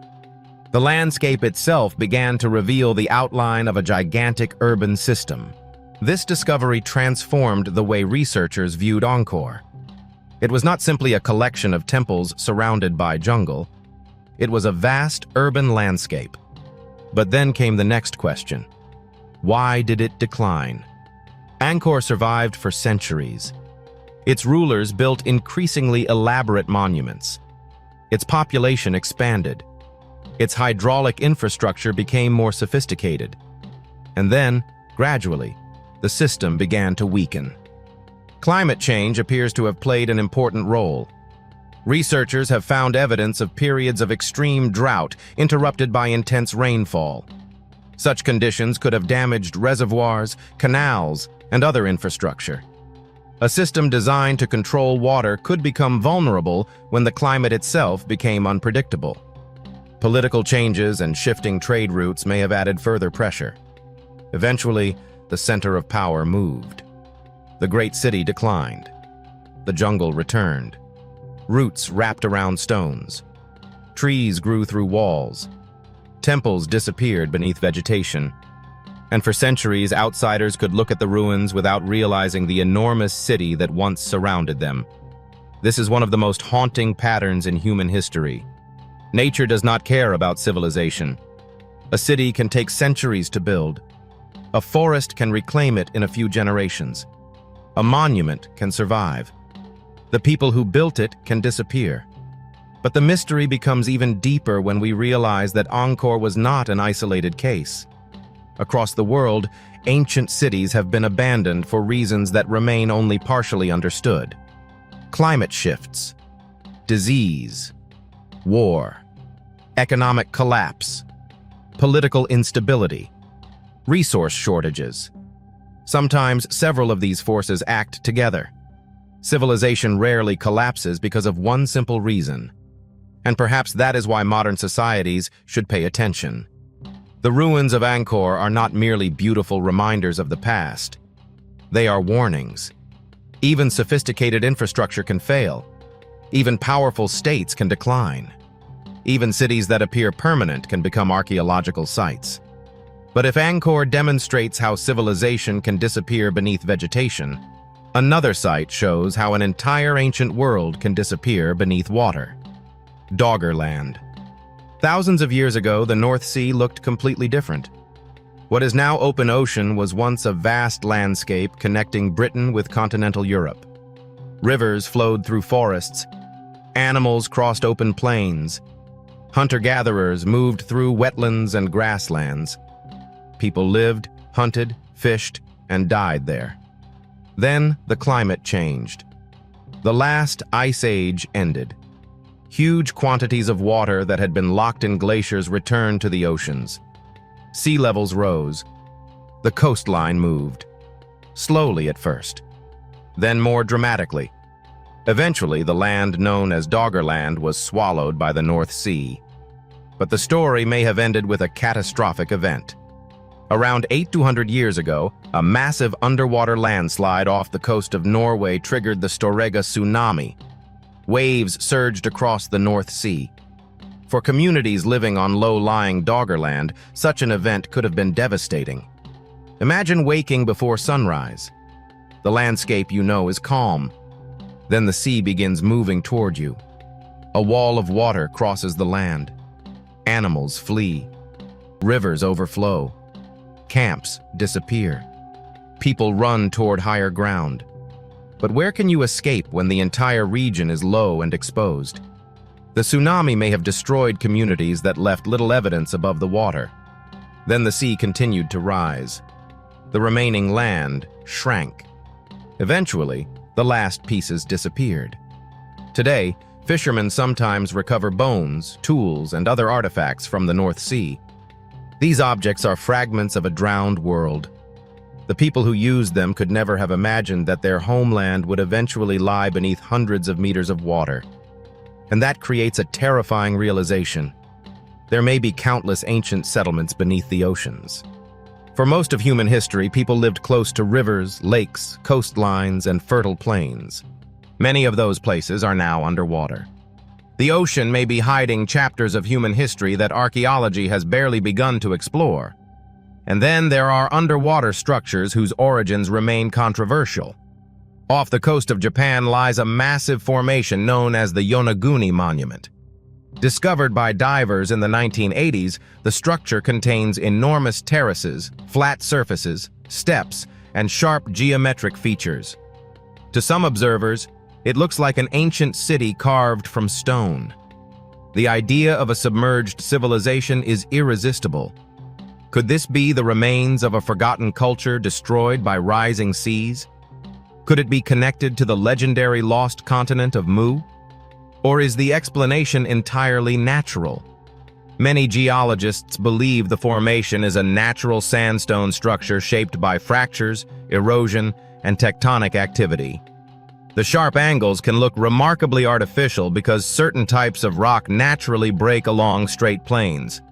Other researchers argue that some features may have been modified by humans. The debate continues. And that is precisely what makes Yonaguni fascinating. It demonstrates how difficult it can be to distinguish between human construction and natural geology. A straight line does not automatically mean a human made it. A staircase does not necessarily mean an ancient architect built it. Nature can produce structures that look engineered, and ancient people can modify natural formations. Sometimes the truth lies somewhere between the two. But there is another ancient mystery where the evidence is far less ambiguous. The Antikythera mechanism. Recovered from a shipwreck near the Greek island of Antikythera in 1901, this corroded bronze object initially appeared to be nothing more than a damaged piece of ancient machinery. Then researchers began examining it. Inside were gears, dozens of them, interlocking mechanisms, dials, indicators, and mathematical relationships. The object was eventually recognized as an ancient astronomical calculator, probably created around the 2nd or 1st century BC. It could model celestial cycles and track astronomical phenomena with extraordinary complexity. For a long time, nothing comparable was known from the ancient world. The mechanism seemed centuries ahead of its time, but it did not come from nowhere. Ancient Greek mathematicians possessed sophisticated knowledge of astronomy and geometry. The Antikythera mechanism was probably the product of a technological tradition that has largely disappeared. And that may be the real mystery. How many other complex machines once existed? How many were destroyed? How many were melted down for their metal? How many were lost in shipwrecks? How many were simply forgotten? The Antikythera mechanism may not be a miracle. It may be a surviving fragment of a much larger technological tradition. And if only one device survived by accident, imagine what could have disappeared forever. A machine can be destroyed. A library can burn. A city can sink. A language can vanish. And when that happens, knowledge can disappear with it. That is why ancient mysteries are more than entertainment. They remind us that civilization is fragile. Human knowledge is not guaranteed to survive. Every generation inherits discoveries from the generations before it. But if the chain is broken, entire fields of knowledge can disappear. The ancient world may have known things we have forgotten, not because its people possessed supernatural powers, but because they experimented, they observed, they calculated, they failed, they learned, and they passed their knowledge forward, until something interrupted the chain. Perhaps the most frightening question is therefore not what ancient people knew. It is what they knew that we no longer know. Beneath deserts, under forests, inside mountains, at the bottom of the sea, there are still places where fragments of that lost knowledge may survive. A sealed tomb, a submerged settlement, an undeciphered inscription, a forgotten machine, a mysterious monument. Each one is a door, and behind every door is the possibility of discovering something that forces us to reconsider the story we thought we already understood. Because the past is not dead. It is simply incomplete. And somewhere in the darkness, another piece of it may still be waiting. There are moments in history when a discovery does more than reveal something about the past. It destroys an assumption. It forces us to look at an ancient civilization, an ancient monument, or even an ancient human being, and admit that our understanding was incomplete. And perhaps nowhere is this more unsettling than in the places where the dead were deliberately hidden. For thousands of years, civilizations have built tombs to protect their rulers, their beliefs, and their secrets. Some were filled with treasure. Others were designed to disappear completely. But among the most mysterious are the tombs that archaeologists know exist, yet still cannot fully enter or explain. One of the greatest examples lies beneath the sands of Egypt, the tomb of Cleopatra. Cleopatra VII was one of the most famous rulers of the ancient world. Her name survived wars, political revolutions, and the collapse of the civilization she ruled. She was the last active ruler of the Ptolemaic Kingdom of Egypt, and her death marked the end of an era. Yet despite her enormous historical importance, her tomb has never been conclusively identified. Ancient sources indicate that Cleopatra and Mark Antony were buried together after their deaths in 30 BC. But where? For centuries, archaeologists have searched for the answer. One of the strongest candidates is Taposiris Magna, an ancient temple complex west of Alexandria. Excavations there have uncovered tunnels, tombs, coins, statues, and other artifacts. A network of underground passages has made the site especially intriguing. Could Cleopatra's burial chamber be somewhere beneath the temple? The possibility is tantalizing. But there is no definitive evidence that her tomb is there. And this uncertainty creates a strange situation. We know Cleopatra existed. We know how she died. We know ancient writers described her burial. We know she was one of the most powerful people in the Mediterranean world. Yet the physical location of her final resting place remains unknown. Perhaps the tomb was destroyed. Perhaps it lies beneath modern Alexandria. Perhaps it is still hidden beneath the ruins of an ancient complex.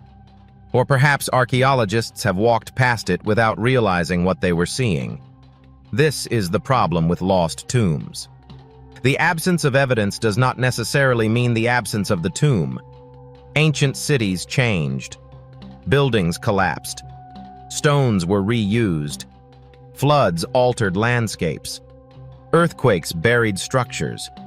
And centuries of construction can place modern streets directly above ancient ones. Cleopatra's tomb may not be missing in the traditional sense. It may simply be inaccessible. But Egypt holds another mystery that is even more difficult to explain: the Great Sphinx. Its enormous body rests beside the pyramids of Giza, carved from the natural limestone bedrock. The head represents a human figure traditionally associated with Pharaoh Khafra. But questions about the Sphinx have persisted for centuries. How old is it? Who exactly built it?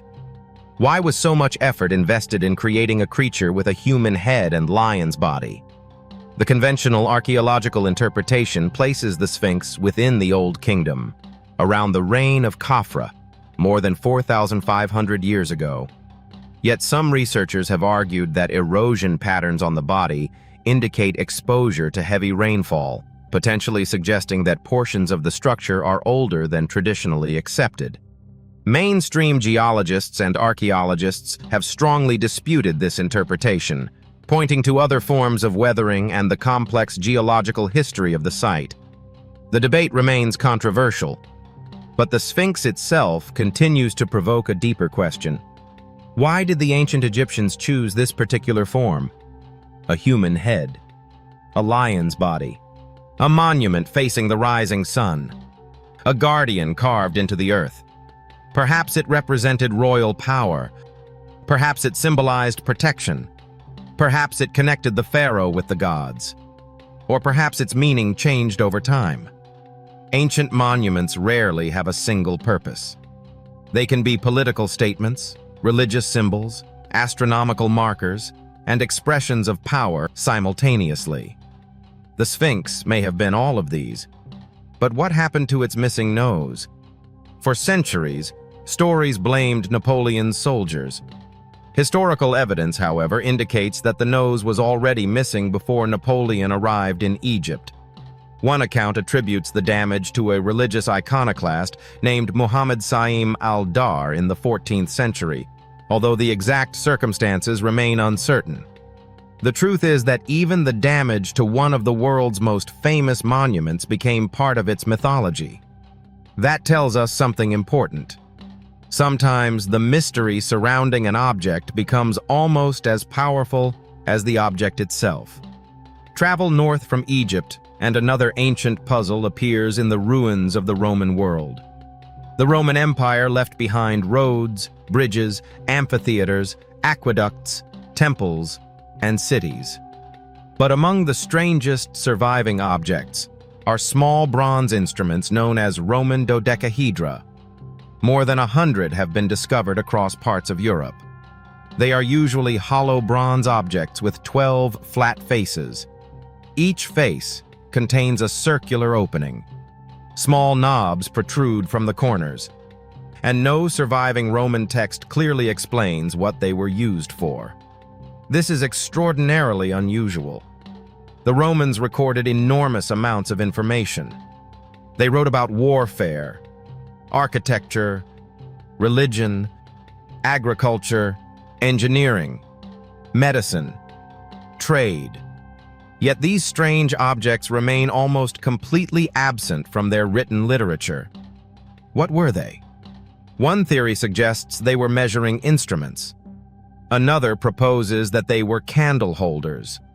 Others have suggested astronomical, surveying, military, or textile-related uses. Some researchers believe they may have had religious significance. The problem is that the objects vary considerably in size and design. No single explanation fits every example. And because there is no definitive ancient instruction manual, the dodecahedra remain one of archaeology's most intriguing unanswered questions. Imagine finding a complex machine from our own civilization thousands of years from now. Suppose future archaeologists discovered smartphones, but all written explanations had disappeared.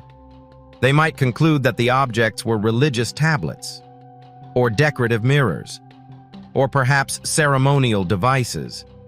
They could study the shape, materials, and damage. But without understanding their original context, they might never know.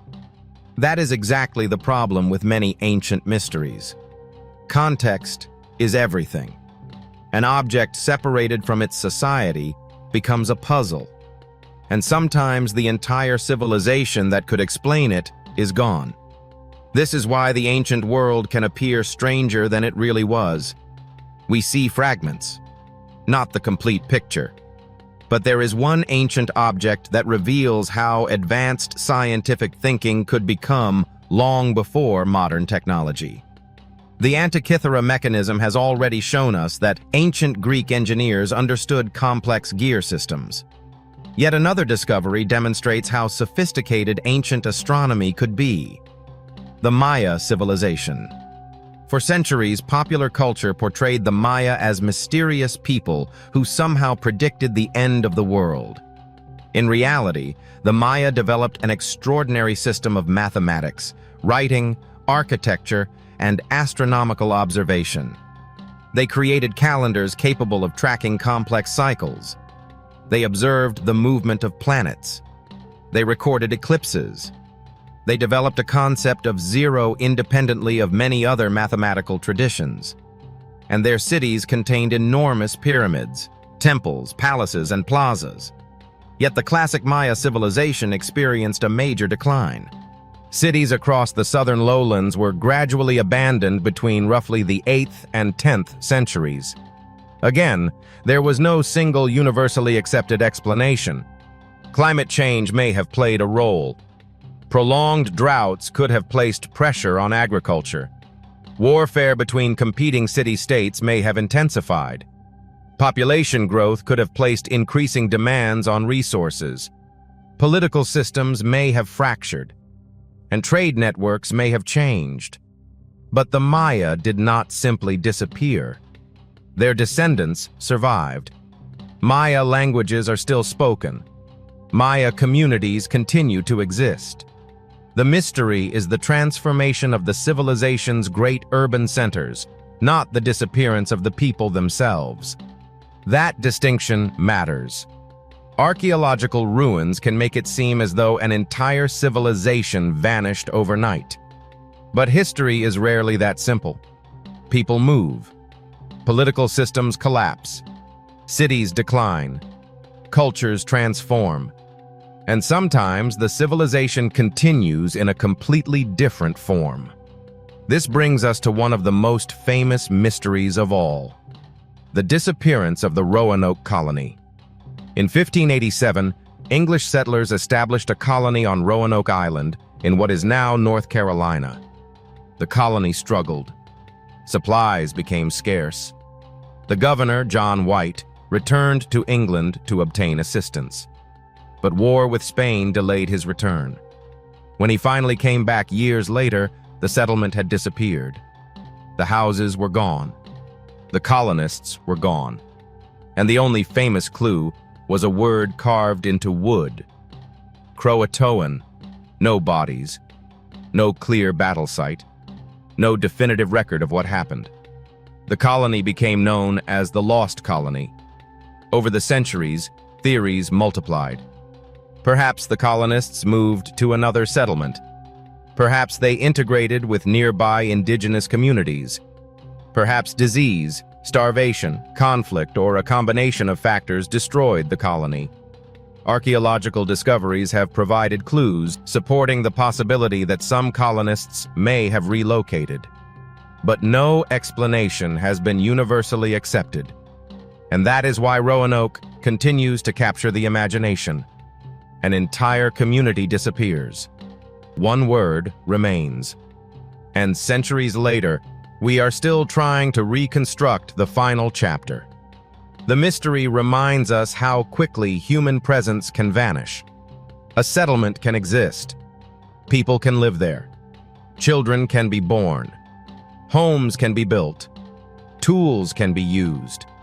Then, for one reason or another, the population moves. Buildings decay. Forests return. And eventually, the landscape looks as though nobody was ever there. This has happened countless times throughout history. But the greatest mysteries are those where the evidence survives while the explanation disappears. A strange manuscript. An unopened tomb. An abandoned city. A massive monument. A mysterious machine. A single word carved into a tree. Each one is a fragment of a story whose beginning and ending may be lost forever. And perhaps the most unsettling thought is that the world is full of places we have not yet investigated. Modern civilization occupies only a fraction of the Earth's surface. Forests hide ancient settlements. Deserts preserve forgotten roads. Oceans cover ancient coastlines. Ice conceals landscapes that have not seen sunlight for thousands of years. And beneath modern cities, the remains of older cities continue to exist. Every generation believes it understands the past better than the generation before it. And every generation makes new discoveries that prove how much remains unknown. That is why these mysteries matter. Not because every legend must be true. Not because every unexplained monument requires an extraordinary explanation. But because uncertainty is part of history. Sometimes the correct answer is simple. Sometimes it is complicated. And sometimes, after decades of research, the honest answer is still, we don't know. Perhaps somewhere beneath the ruins of an ancient city, Cleopatra's tomb is waiting. Perhaps another Roman dodecahedron is buried beneath an ordinary field. Perhaps a forgotten manuscript will finally reveal the purpose of an ancient monument. Perhaps an underwater excavation will uncover a settlement lost beneath the sea. And perhaps the next discovery will change our understanding of the ancient world once again. Because history is not a straight road leading from the past to the present.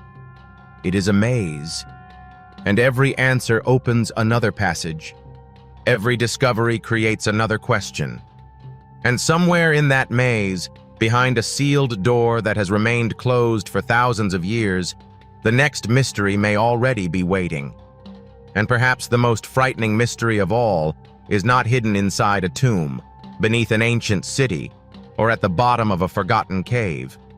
It is hidden inside the limits of what we believe we know. For centuries, humanity has built its understanding of history like a carefully assembled puzzle. We examine bones, translate inscriptions, measure monuments, date layers of soil, and compare one civilization with another. Piece by piece, we create a story of where we came from. But every once in a while, someone discovers a piece that refuses to fit. A tomb that should have been opened, but remains sealed. A civilization that disappeared without leaving behind a clear explanation. A structure so enormous that its purpose is still debated. A manuscript written in symbols that no one can confidently understand. A city buried beneath the earth, waiting for thousands of years before someone finally found it. And then there are the mysteries that seem almost impossible because they challenge something even deeper. Our assumptions about the abilities of ancient people.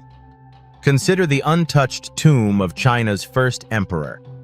Somewhere beneath the earth lies the mausoleum of Qin Shi Huang, surrounded by the famous terracotta army.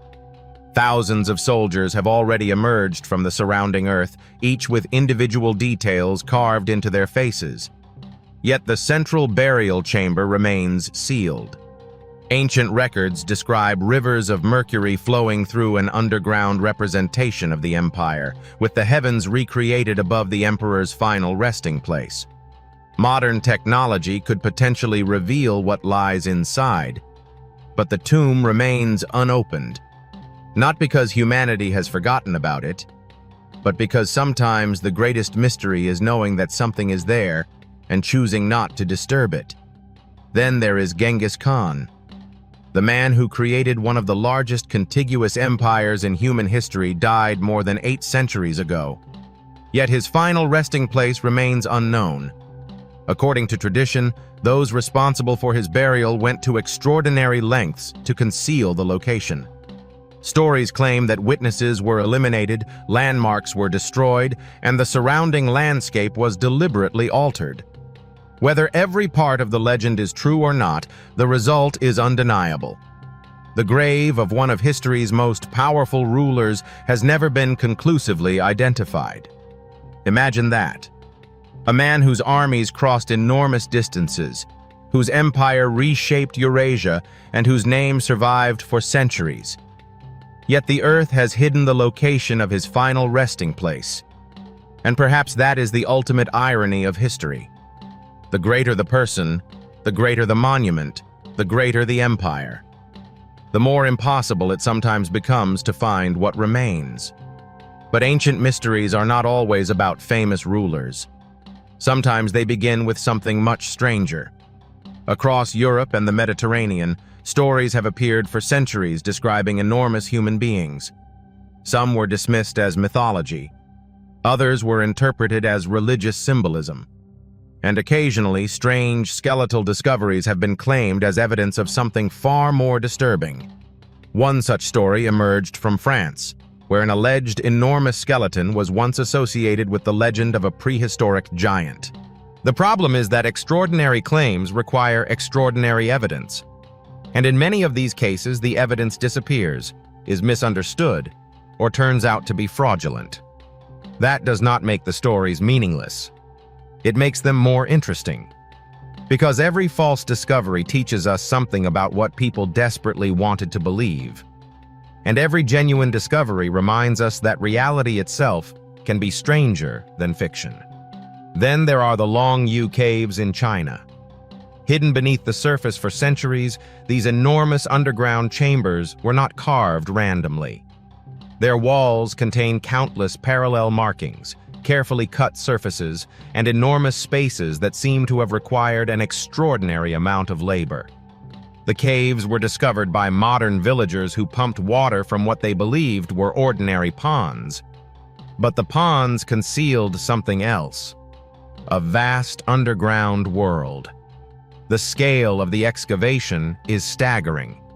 Thousands of tons of stone must have been removed. Yet the civilization responsible left behind almost no clear written explanation for why the caves were created. No obvious royal tomb. No definitive religious explanation. No surviving construction manual describing the project. Just enormous chambers carved into solid rock. And that is where the mystery becomes uncomfortable. Because if we cannot determine why something was built, we are forced to ask a more fundamental question. How many other structures have we misunderstood simply because the people who created them are gone? Perhaps this is why the ancient world continues to fascinate us. We are not merely looking backward. We are looking for evidence of ourselves. Every stone, every skeleton, every ruined city is a message from people who once stood exactly where we stand now. They experienced fear.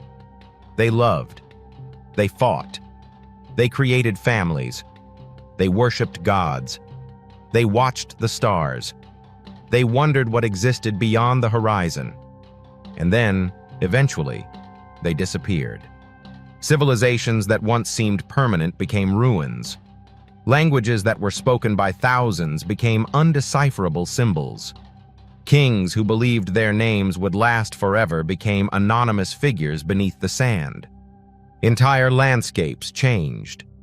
Doggerland disappeared beneath the North Sea. Ancient settlements were buried beneath deserts. Forests became swamps. Rivers changed their courses. And coastlines moved. The world itself became a graveyard of forgotten civilizations. That realization should change the way we look at the present, because we often imagine our own civilization as fundamentally different. We have satellites. We have artificial intelligence. We have spacecraft. We can communicate across the planet in seconds. We can map the ocean floor and photograph distant galaxies. Yet none of this guarantees permanence. A civilization can possess incredible technology and still be vulnerable to forces beyond its control. Climate, disease, war, earthquakes, volcanic eruptions, rising seas, political collapse, or simply the slow passage of time. The ancient world proves that disappearance does not require a single catastrophic moment. Sometimes civilizations vanish gradually. A city becomes smaller. A trade route changes. A language disappears. A temple stops being maintained. A generation forgets an old tradition. Then another generation forgets that the tradition ever existed. Eventually, what was once obvious becomes mysterious. And thousands of years later, archaeologists arrive and ask, who built this? Why did they build it? What happened to them?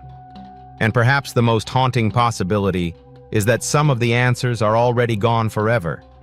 Not hidden. Not waiting to be decoded. Simply lost. A library can burn. A tablet can break. A tomb can collapse. A language can disappear. A coastline can sink beneath the ocean. And once the final witness is gone, there may be no one left who knows the truth. This is why the mysteries we explored are so powerful. They are not merely strange stories designed to frighten us. They are fragments of a much larger human story. Some have explanations waiting to be discovered. Some will eventually be solved by archaeology, geology, chemistry, or technology. Others may remain mysterious for centuries. And a few may never be solved at all. But there is another possibility. What if the greatest discoveries of human history have not happened yet? What if somewhere beneath an ordinary field lies a forgotten settlement? What if beneath the desert there is a sealed chamber? What if beneath the ocean floor lies an ancient coastline containing the remains of people whose existence we have never imagined? What if another manuscript is sitting unnoticed inside an archive? What if another enormous structure is hiding beneath vegetation, soil, or centuries of sediment? The Earth is not an empty surface. It is an archive. Layer after layer, it preserves evidence of everything that came before us. But unlike a library, its books are buried. Its pages are made of stone. Its ink is bone.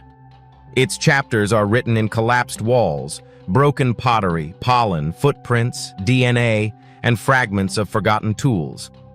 And sometimes, one tiny discovery can force us to rewrite an entire chapter of history. That is what makes the unknown so terrifying. Not that we know nothing, but that we know just enough to understand how much remains hidden. Every mystery solved creates new questions. Every excavation exposes another layer. Every answer opens another door. And somewhere beneath our feet, beneath mountains, forests, deserts, cities, and oceans, countless stories are still waiting. Maybe one of them will change everything. Maybe the next discovery will reveal a civilization we never knew existed. Maybe it will explain a monument that has confused historians for centuries. Maybe it will finally identify a lost king. Or perhaps it will produce something even more disturbing. Evidence that forces us to admit that our timeline of human history is incomplete. Because history is not a finished story. It is a story still being written. And we are not the authors. We are the investigators. We arrive thousands of years late, holding fragments of evidence left behind by people who can no longer speak for themselves. We reconstruct their world from ruins. We reconstruct their lives from bones. We reconstruct their beliefs from symbols. And sometimes, we reconstruct entire civilizations from nothing more than a few stones in the ground. So the next time you look at an ancient monument, do not simply ask how old it is. Ask who stood there before you. What did they see? What did they know? What did they fear? What did they build? And what disappeared when they did? Because beneath every ruin is a story. Behind every unanswered question is a possibility. And beneath the ground, we walk on every day. There may still be secrets that have survived longer than any empire, any religion, any language, or any human memory. We have explored only a fraction of what the past has buried. And perhaps the most terrifying mystery is this: we have no idea what we are going to find next. The past is not dead. It is waiting. And somewhere in the darkness beneath the earth, the next secret is already there.